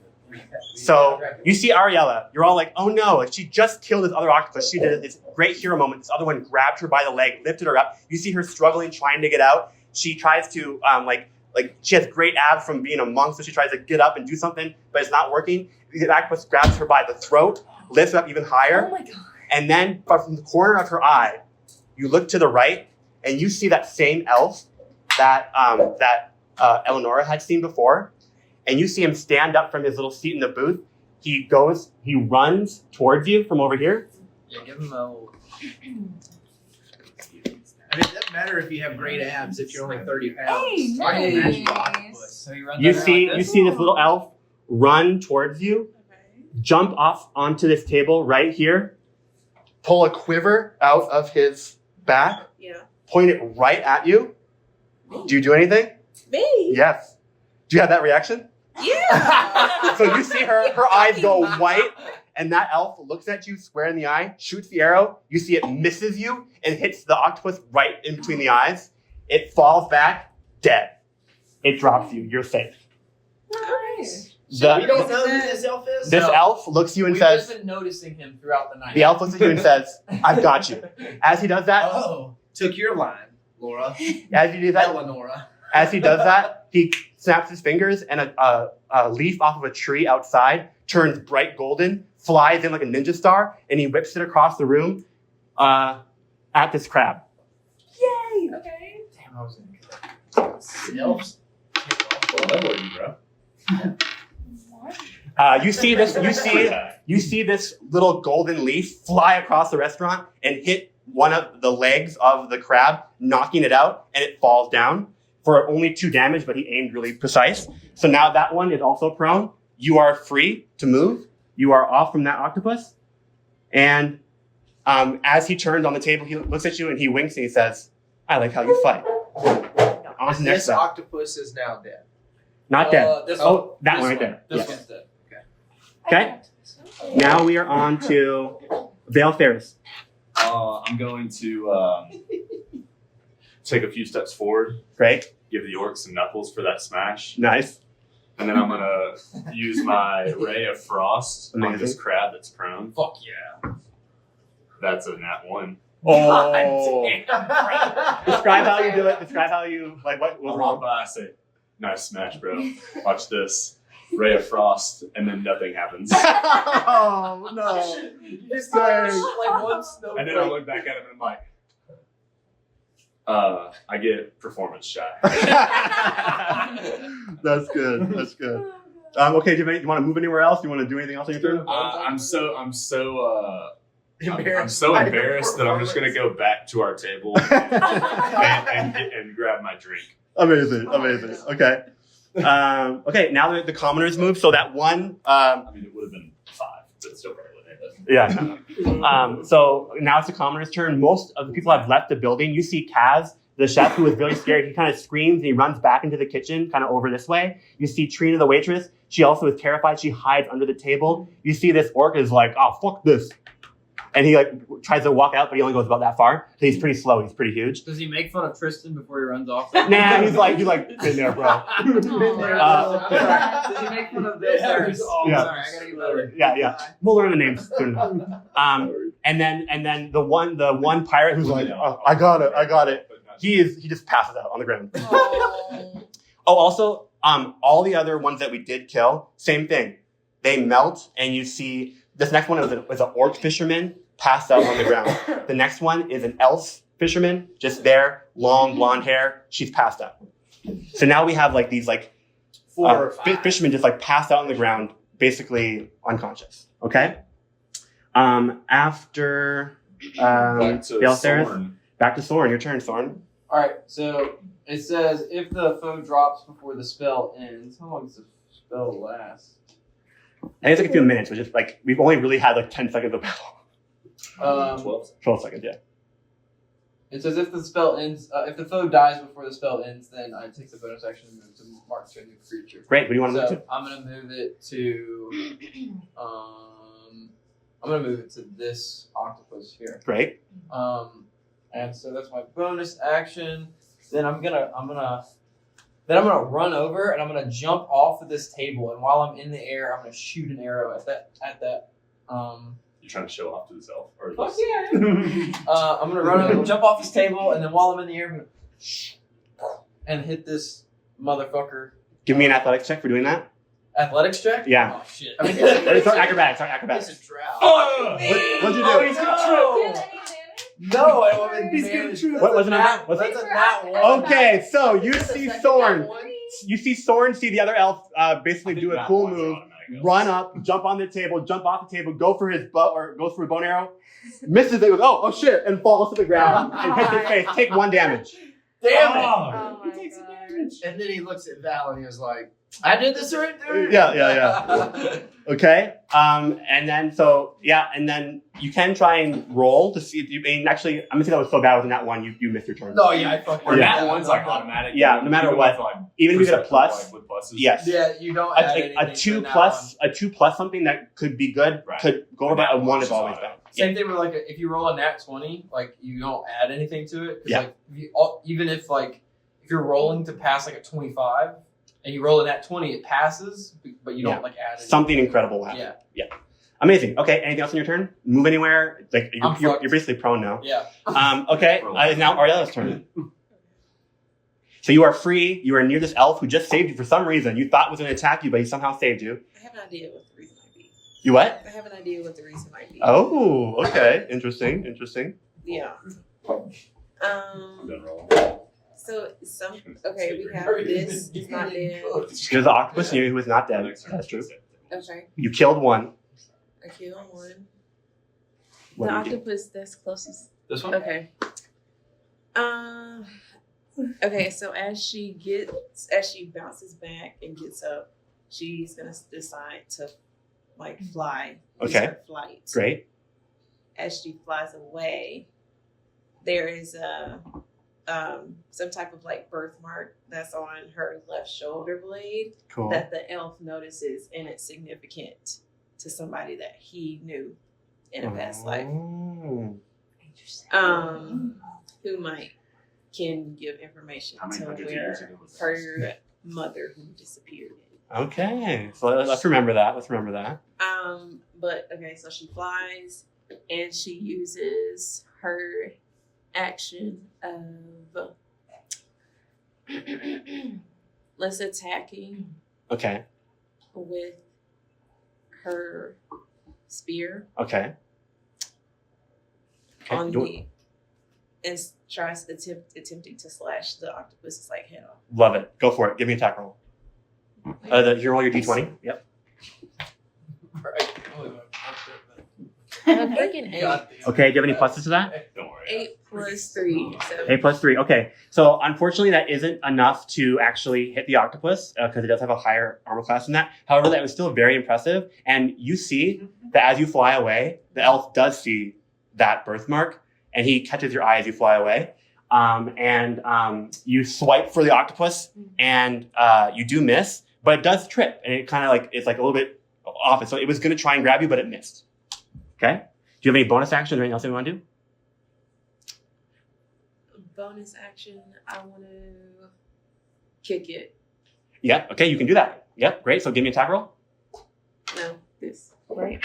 No. Yes. Mm-hmm. Mm-hmm. 10 plus 10 plus.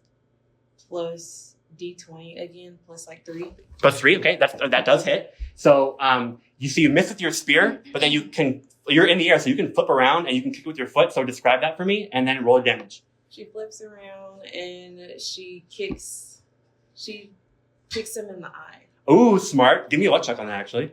Roll a d20 again. Roll up. Thank you. Little foot, little part. Yeah. What is it? 12. You kick it right in the eye. It can barely see out of that eye now. Amazing. Roll your damage. How much did it say for your? It's a kick, so that's going to be, and you're a monk, so you have higher, so a d6 plus 1. Okay, 3, 4 damage, and because you went in the eye, maybe roll it again. Actually. A 1.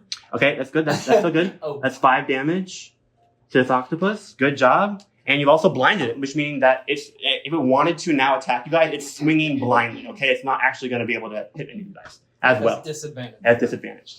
Okay. Anything else on your turn? Do you want to move anywhere? You did say you want to fly, but you can stay there, move elsewhere. She flies and then she's going to fly back around and hover over where the elf that saved her is. Okay, great. Okay, so we'll say she's kind of, in a sense, hovering above the battlefield.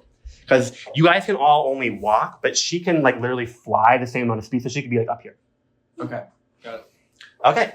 Now it is on to the octopus. So the octopus's turn. It's just gonna be wah wah wah. It's gonna try and swing at this elf right here.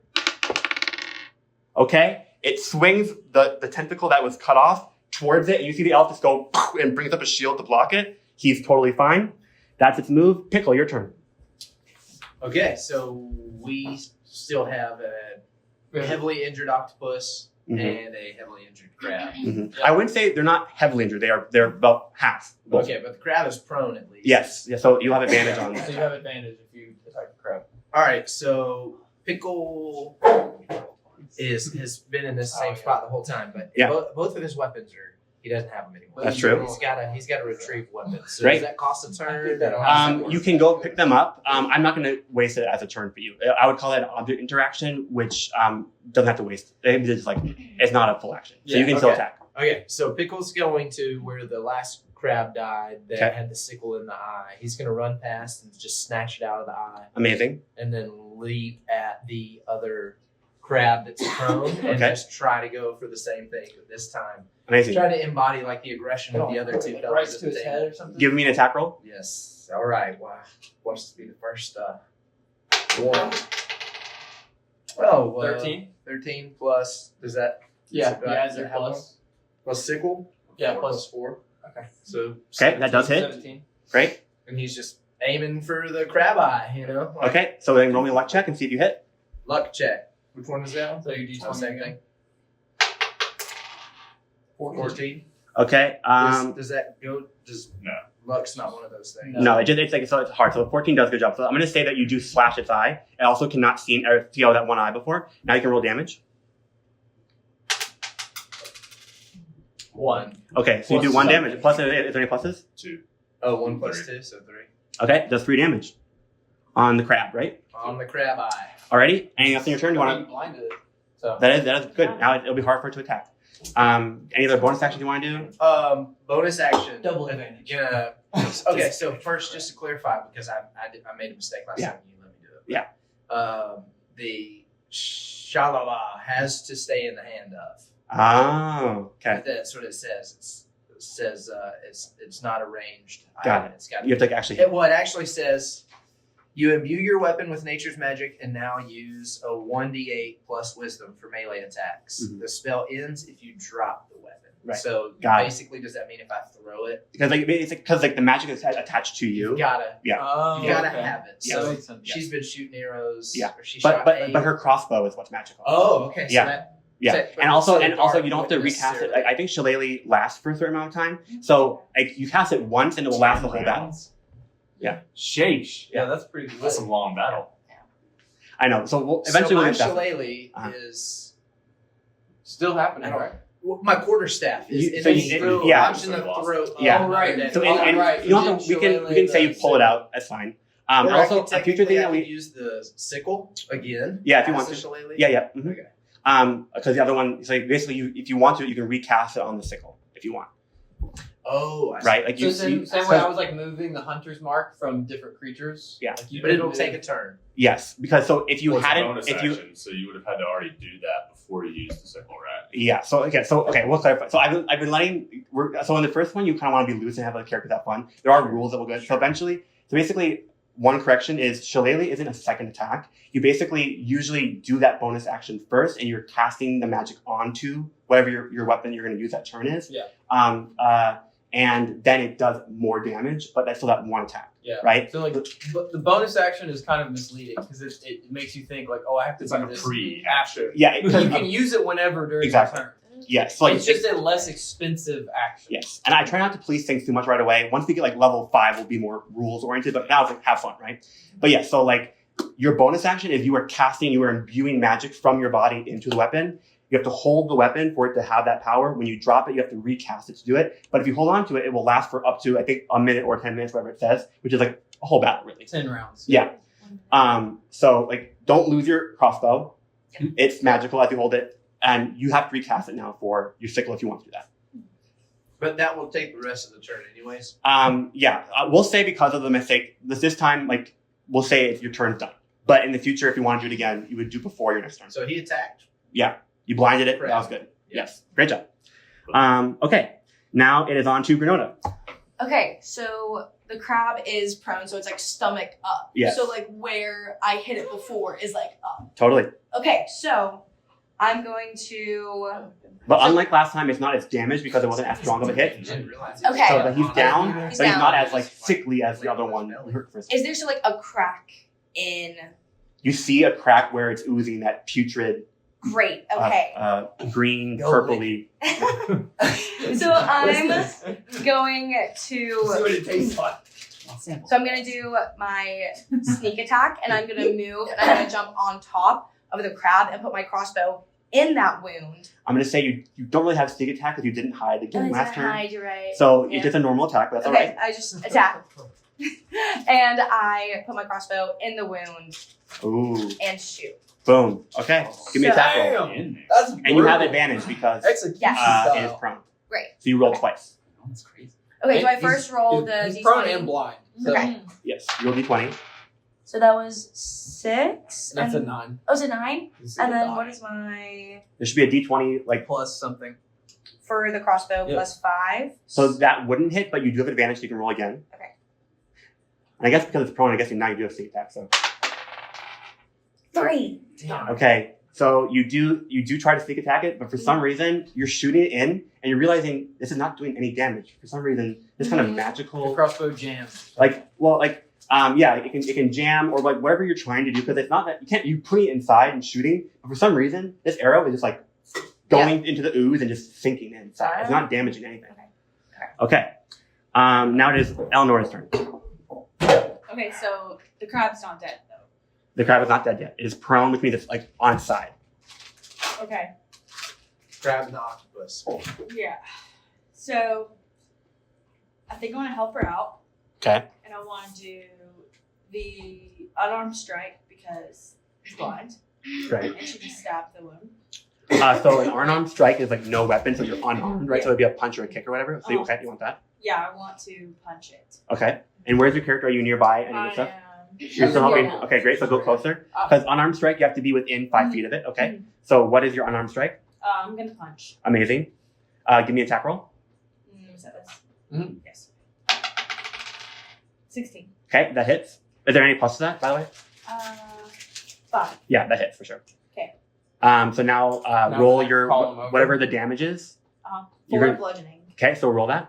Just the little This- pyramid. So the little This. Oh wait, does it say D4 or is it just 4? 4. So that means your character is strong enough. It doesn't even need a dice. It does 4 damage. Okay. So boom, it does 4 damage. Mhm. And this octopus is dead. Describe how you kill it. Elves are very strong. Yeah, so I don't need it to be a sneak attack because Yeah. And you don't. I'm You sorry, also blind. you're also a rogue, or you're not a rogue, so you don't have sneak attack. Only Uh-huh. she does. Oh. So, but you are strong in your paladin. So you hit it. You Mhm. describe how you kill it with your punch. You punch it so hard it what? Yeah, so I just run, I punch it, and then it like flips over, and then hits the wall, and then dead. Nice. So you see Eleanor run up. You're like, not to my friend. Boom. Yeah. And then it rolls across, hits the one, and you see it like explodes with like this purple greenish magical energy, and the kind of shell casing falls apart. And again, there's a human fisherman, this time with short, kind of pixie cut hair, on the ground. Okay. Now it is. And these humans aren't dead. They're just knocked out. They are just knocked out. Finally. However, because of that, so now it is now Veltheris' turn. Go for it. So I've got my drink in hand. I'm gonna casually walk this way so I can get a sight on the crab. And I Amazing. want to see if I can detect any sort of. Would that be a? I want to see if I can kind of like identify the magic. Okay. Do you want to use that as your action, or do you want to do a kind of attack? I'm just gonna use that as my action. Are you sure? Yeah, because it's prone. It's not really gonna attack anybody. I'm just kind of like, what is this? Okay. But you're not using a spell like detect magic. I don't know. Am I? Here, I'll be good. We can have you do like, since you are a sorcerer. Actually, yeah, I can. I'll choose. But I mean, if you still want to attack, because if you want to maybe redeem yourself, I'll let you detect magic just in general, and then also attack if you want to. Or if you want it, up to I you. mean, I can use a cantrip, right? Or can I use a cantrip? I can't use a spell and I can't on the same turn. Probably not that. I think you have to choose Be a one. bonus action. Nah, I'm just gonna use detect magic. Great, go for it. 13. Amazing. Okay, so that's enough to get insight on that. So, and like here, what's your insight or perception? Is there any pluses to that? Perception +2, so 15. Great. So you look at You this. got +4 on insight. So you look at this crab right here, and you see that not only is that like kind of green purplish ooze like leaking out, you're also seeing that there's a green purplish aura all around this like shell of this creature, this crab. Okay, and you can tell by your sorcery ability that this is a similar type of sorcery magic that you also do. Meaning that is maybe draconic in nature or draconic in history. And you can tell that it is, unlike your magic, which you believe to be good, this magic is a little bit more sinister and evil. Okay? You want to do anything else on your turn? I'm just gonna sip my drink and just notice those things. Amazing. Okay, you Just see, still recovering with the ego. you now see the elf that helped you guys earlier. He sees all these creatures laying around, and you see that almost he takes the dash action, and you see him as fast as lightning go around the battlefield to all the ones that have been wounded, and he has an ability called a bonus action called Lay on Hands, where his hands glow with healing energy, and you see his hands glow yellow. He touches every one of the fishermen, and you see all of them go and like wake up. He basically revives them from their unconscious state. So you see these fishermen just like kind of wake up and they look around scared. There's an OP character in a starting level area. What? He's a like legendary. overpowered. Okay. And then so we'll get to that story in a minute. So you see him, he zims around the battlefield healing people up. And that is the elf's turn. And now it is back to Thorn. All right. So I stand up. I'm clearly embarrassed, and I'm like, "Fuck me, I gotta prove myself." So I like dust myself off, and I'm like, "All right, here we go." I'm on the other side of this table because I just ate shit into this wall, and I run back and I like step off of this chair up onto the table, jump towards this crab that's over here, and Amazing. while I'm in the air, I'm like, "I've got to get this." I try it again. I pull out another air, so I have to do an acrobatics check. And you said you're on a table? I'm jumping off the table. Yeah, give me one. Same thing as last time. Same thing as last time in the other direction. This is If you give I'm me, trying to but save if you give myself me an here. amazing Stop. line, I'll give you advantage. What do you say? Okay. What's it gonna be, Dylan? What's the line? I don't know. Hold on. I gotta think about it. I jump off the table and I say, "Go back to the ocean, you dirty crab bastard." Nice advantage. Roll. 13 plus 5. Okay, that was Oh wait, acrobatics. You're right. I'm sorry. Plus 3. okay, so great. 16. So however you wanted to jump off and flip or whatever, you got it. Fuck yeah. All right. So I jump off the table. I just go yeet. I pull my bow and I shoot the bow. So I've got to shoot. Action my. Oh fuck yeah. 19 plus 5. Boom. 24. Okay. So I rolled a 24 for attack, and then Did you move your hunter's mark to that one or no? I think I did last turn. Okay, great. Yeah. So then I roll my D8, which is right here, for damage, plus 2, and plus 3 actually. So Okay. 5, and then I roll the D6 for the hunter's mark, Okay. which is 3. So 5 and 3. So I got 8 damage on it. Boom. Describe how this arrow kills the crowd. So I shoot, I jump, I shoot. The arrow goes and almost like it curves down into the wound that's already open, and it like, and then like it just Amazing. and As it that splits open the crab. as the crab splits open, you see that the shell literally falls off this creature and it melts again into this time a gnomish little elf. Or I'm sorry, a gnomish little fisherman. And it just on the ground crumpled there by itself. In all of my medieval fantasy books, I've never read I a know. gnome. Listen, so many things going on in my brain. Combination.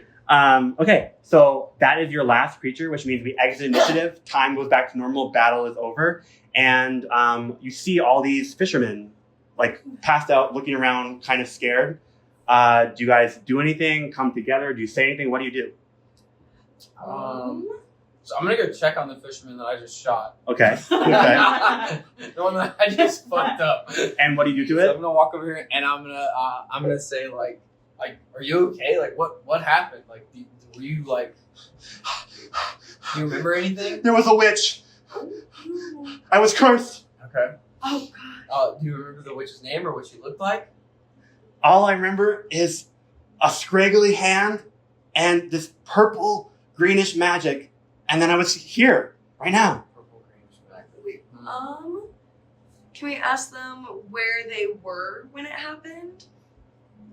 Okay, so what I'm going to say is he stands up and you see that he's kind of out of it. All he can remember is that last visual thought. Okay. He is not remembering much. Because this one is like, oh no, it's still kind of unconscious, right? So he's kind of like, he wasn't healed like the other ones are. So he's kind of like, there was, Okay. yeah, okay. So this guy's useless. Somebody else talk to one of the other ones. Or I can say this too. So everything goes silent. And Kaz, the chef, looks out from the kitchen window. Trina, the waitress under the So table. he's back in here. Yeah, well, no, he comes back out to you guys, basically. Okay, He looks so out comes from there. back out. And the waitress that was under the table, she comes out and she's like shivering with fright, Trina. And the other staff come out from hiding spots and they start to like look around at all the wreckage. And those bodies of the transformed sea creatures, they lay on the ground. They just are waking up. Everyone give me an investigation check. So roll your D20 and you can add investigation to that if you do. So I got 15. You said investigation. Yes. Everyone who was below a 10 or lower, raise your hand. 10 or lower. Yes, raise your hand. Okay. Wait, what's your plus? Investigation is +1. Oh, so you got 8 then. Okay, so you are, so as someone who's dealt damage before, taken damage, and like helped people who are in like going through like the weary forest alone, you've seen like a lot of damage before, and you see that their bodies are not damaged at all. Even though they were just sliced at, punched, whatever, these fishermen, they are perfectly bodily fine, but they're like mentally frazzled right now. And there's still a green magical kind of aura that's slowly fading from them. Okay? Okay, and everyone above your hand, raise your hand if you were above 11 or higher. Okay, great. So you see the elf, and just as you're all catching your breath, the elf you fought with steps forward. Do you do anything? I'm on the other side of the room, so what do y'all do something? I can walk over and talk to him. Well, he quietly walks over towards you guys. So he's like, Yeah, so he had dipped around, so we'll say he was there. So he like, walks over and he again like calmly like glows his hand and heals the last that gnomish fisherman. Okay. And you see that the gnome, he kind of snaps back together and he's a little bit more like coherent. He's a little bit more like he's like rattled. He's scared, but he's no longer kind of as crazy frazzled. okay, so let's just say for simplicity. Yeah, you guys all move together. We're all in the Yes. same area. Okay. They all awaken and they're kind of gasping for breath. Again, this is all happening so fast, and everyone is like all like the staff and Kaz, they're all scared. And the elf looks up at all of you and he says, "Well fought, heroes. I see the tides of chaos here have been stemmed, at least for now. Are you all an adventuring team? What brought you here?" I saved my stomach. Great. He goes, "I'm hungry too, my lady. But have you ever fought in battles before? Are you all a team?" I'm a thief.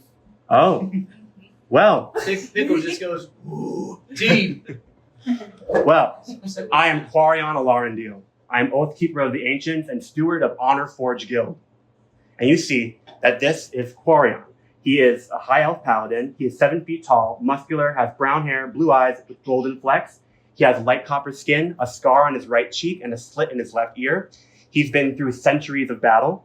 He wears slender but sturdy green and gold-plated leather armor. He has a wide wooden shield with a vine-woven longbow slung over his back. At his side hangs a longsword etched with runes of nature, glowing faintly with magic. He is 777 years old, but doesn't look a day over a handsome 35. Do you know anything of what's happened here? Tell me everything strange you saw during the fight. Pickle. Pickle? I I like That's all he pickles. says. I like pickles. speak up and say I've seen this magic before. You have. What kind of magic is it? It has some draconic origins. Interesting. Sorceress? Yes. What color? The magic? purple, green, kind of a mixture. Oh. Yeah. You see, he looks around, and he looks at all of you, staring you down, kind of sizing you up as he looks around, and he says, "Well, it seems fate has drawn us all together today, and for good reason. This attack was no ordinary act of mischief. It bears the mark of dark magic, something unnatural and dangerous. I was sent here to investigate, and it seems destiny has brought you all here as well." Kaz, the chef, comes out from the kitchen and looks at the humanoid creatures that were once the sea monsters and whispers, "Andor? Magnus?" Kaz recognizes these people as his fishermen, the one who brings him fish every morning. He turns to you all. "These are my fishermen from the Sandpiper ship. They catch my fish for me every morning. They come here at 6 a.m., but today they didn't show up. They must have been cursed somehow." Do you guys want to ask any questions to Kaz?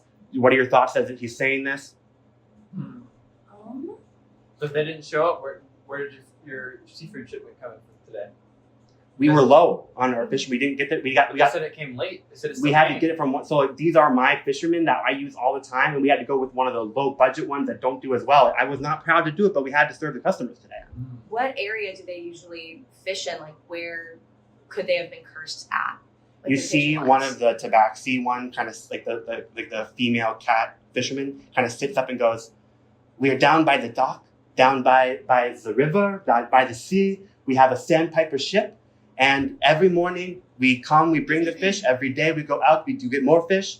But last thing I remember is a scraggly hand and purple green magic, and I showed up here. I don't know what happened next."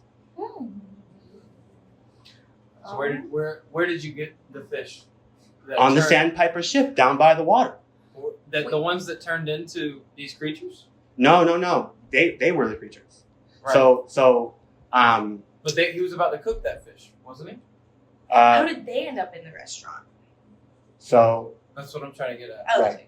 so if they had a shipment, there would have been a lot of fish, right? Mhm. So and there was only 6 octopus and 6 crab. So there obviously restaurants would order way more than that. Right. And let's assume that when they were brought there, they weren't this gigantic and huge. So some sort of But it all came Get- from the same place. give me a perception check.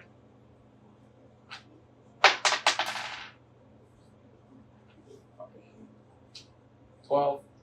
And you give me an insight check. Sorry, 11. Okay, 11. Like 19. No, it's 9. 9 plus. Insight plus 4. 13. So you understand that this type of magic means that it was sorceress, that someone had to be within range. So something was activated. So somebody Meaning- had to be on the ship. Or someone nearby. Mm. The old lady eating the pie.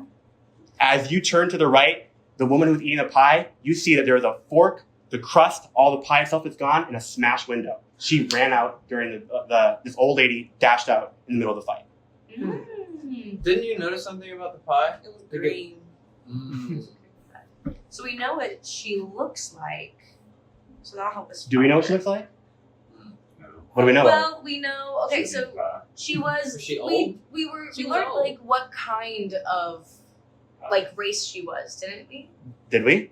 I don't think we did. I don't think we got that I detail. Oh. thought it was just like her sitting there unbothered eating pie. Maybe that's all we know right now. Can we do like a history check and see Go for it. if we recognize the race? Go for it. Well, I'm not the one that saw her. Somebody else. Mm-hmm. So just do a history check. 7. Plus, What's her? what's your history? 2? So 9? All you saw was a little wisp of gray hair and a hood over her. She was away from you, and so you saw nothing but her little hair. So you know she might be old, and you know that she had like a kind of female figure, but she was hooded. You didn't see much, and now she's gone. Gray hair could get drowned.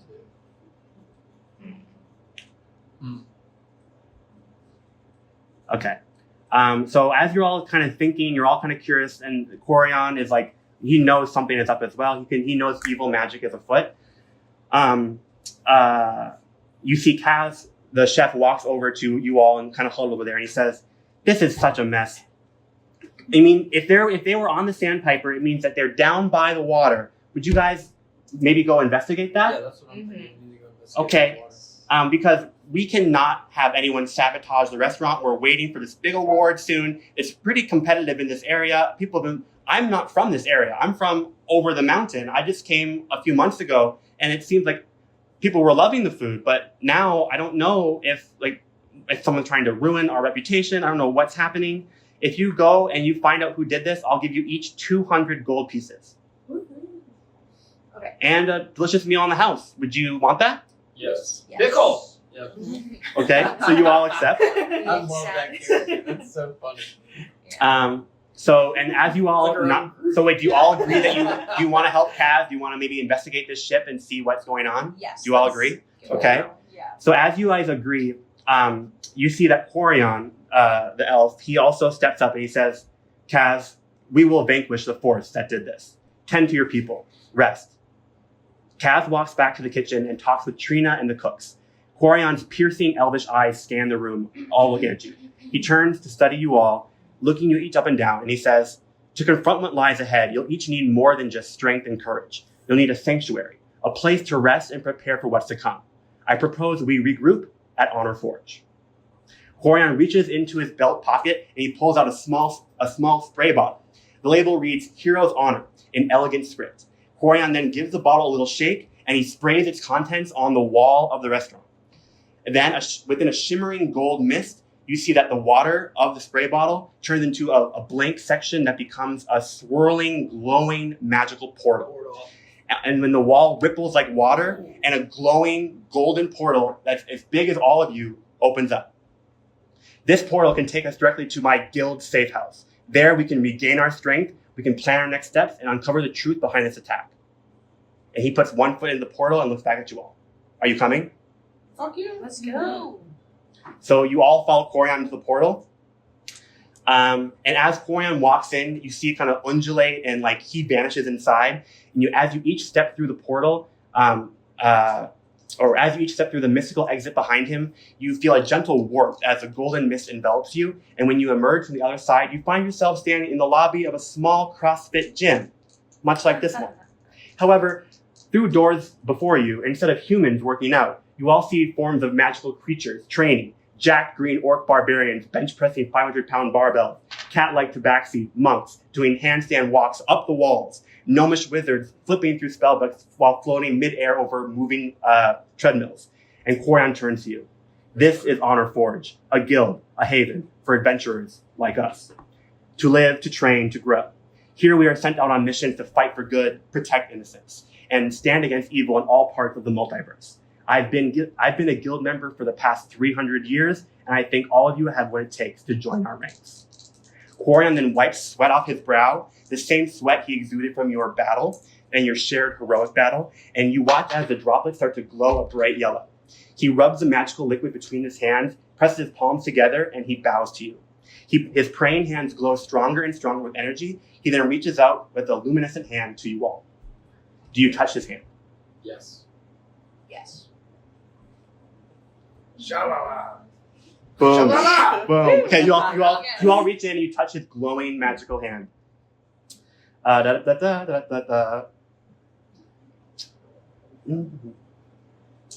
you all touch Quarion's magical glowing hand, all the sweat from your own bodies shines bright, becoming mystic. You feel purpose coursing through your veins. You have never felt more powerful. The droplets flow from your brow, shoulders, and forearms until the glowing sweat pools in your own hands. Our sweat is our honor, and here honor is power. It is currency. It is what fuels our guild. Honor Forge is always in need of brave souls to defend the multiverse. If you are interested in becoming members, it means you'll always have a home here and allies to call upon when the road grows perilous. Is this something that calls to you? Yes. Yes. Do it. Great. Excellent. I shall take you to Arcadius, our Forge Keeper. As you walk through the vast gym compound, you realize that even though the physical building is small from the outside, it expands endlessly with magic on the inside. You see various types of creatures training in the gym. Goblins, elves, tieflings, dwarfs, fairies, and halflings, all working out or sparring in combat with each other. There are no humans. Quarion calls back as you follow him through the space. The multiverse's strongest heroes all train here. Beyond the main gym floor, you keep walking to see creatures going through portal doors into their very own magical bedchambers. Quarion gestures to a dining hall where heroes from different interdimensional planes share home-cooked meals, ale, mead, and protein shakes. You pass magical saunas for health recovery, a medical wing for injuries, an armory full of magical weapons, and a giant library stacked to the ceiling with spellbooks, combat manuals, mission reports, and multiversal lore. Eventually, you reach the office of a grand wooden door. Quarion waves a glowing hand, and the massive structure moves to the right without even him touching it. You see, somehow, magic has turned the small indoor office of a gym into a vast outside courtyard, complete with a garden filled with flowers and vegetables, an orchard that produces fruit, animals roaming around, and even a sky above with birds flying by. In the center is a massive tree that reaches stories up into the air. It has magical runes carved into its trunk, golden green leaves pulsing with power, and wrapping vines of magical energy. At the base is a bronze barbell. At its base is a bronze barbell rack covered in moss. It looks like it stood there for centuries. Upon the rack is a massive glowing barbell with 5 100-pound golden plates on either side that buzz with powerful energy. It is as if the barbell is what is fueling the whole forge. Quarion says, "Arcadius, I bring you new recruits." The bark of the heartwood tree's magical trunk pulls back with cracks and snaps to reveal a figure who walks before you. Arcadius, the Forge Keeper, is an imposing creature. He is a warforged artificer made of bronze and wood that moves magically. His broad shoulders and thick arms speak of centuries spent wielding blacksmith hammers, casting spells, and lifting weights. His bronze skin is etched with faint scars, each telling the story of battles fought long ago. His golden glowing eyes glimmer with a mix of wisdom and strength. He wears a smith's apron, and a massive warhammer rests within arm's reach, and he leans against the base of the tree. He turns to you all and has a deep, calming, but almost robotic voice. "Ah, new heroes, come closer. The Forge has chosen wisely. I sense your purpose is strong."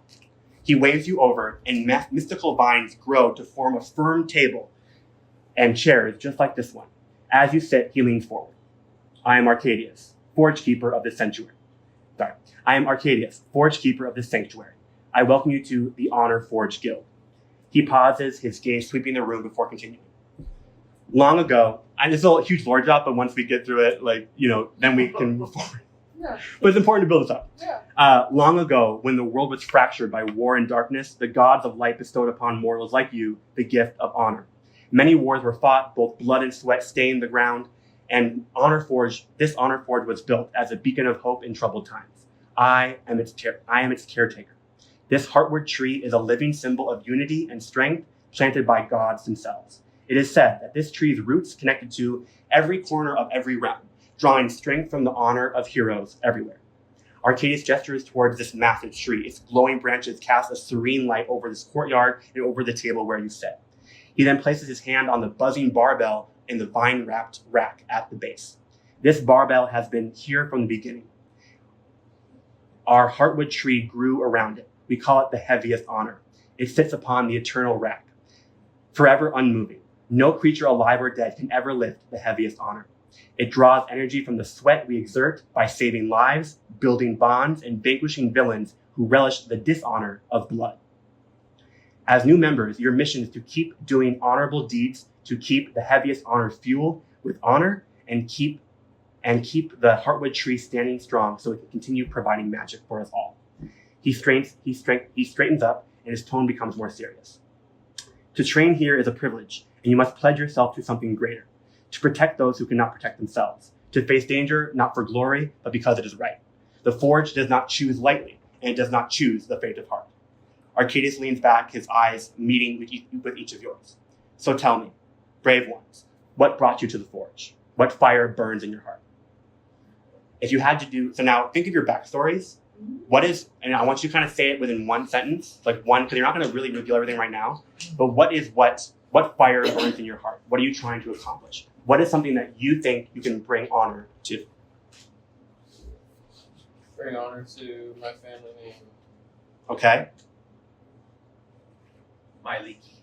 Myliki. Okay.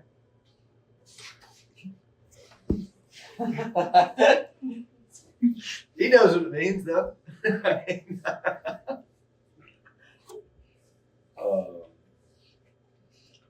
Also my family. Your family? Mm-hmm. The greatest honor of all. Oh, well, Lyra Stonehearth. Oh. Interesting. Okay. So smart. It could be anything from I want to protect my people, I want to protect myself, I want to save the innocent, anything like that. Or anything that calls to you. Anyway, Just ensuring my people's safety.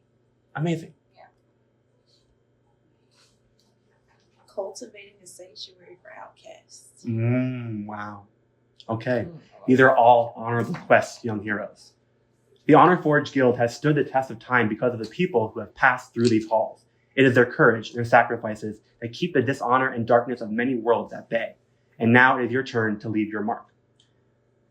The bark of the tree spreads open again, and as Arcadius steps up, he backs into the tree, leaving the table, and he walks inside.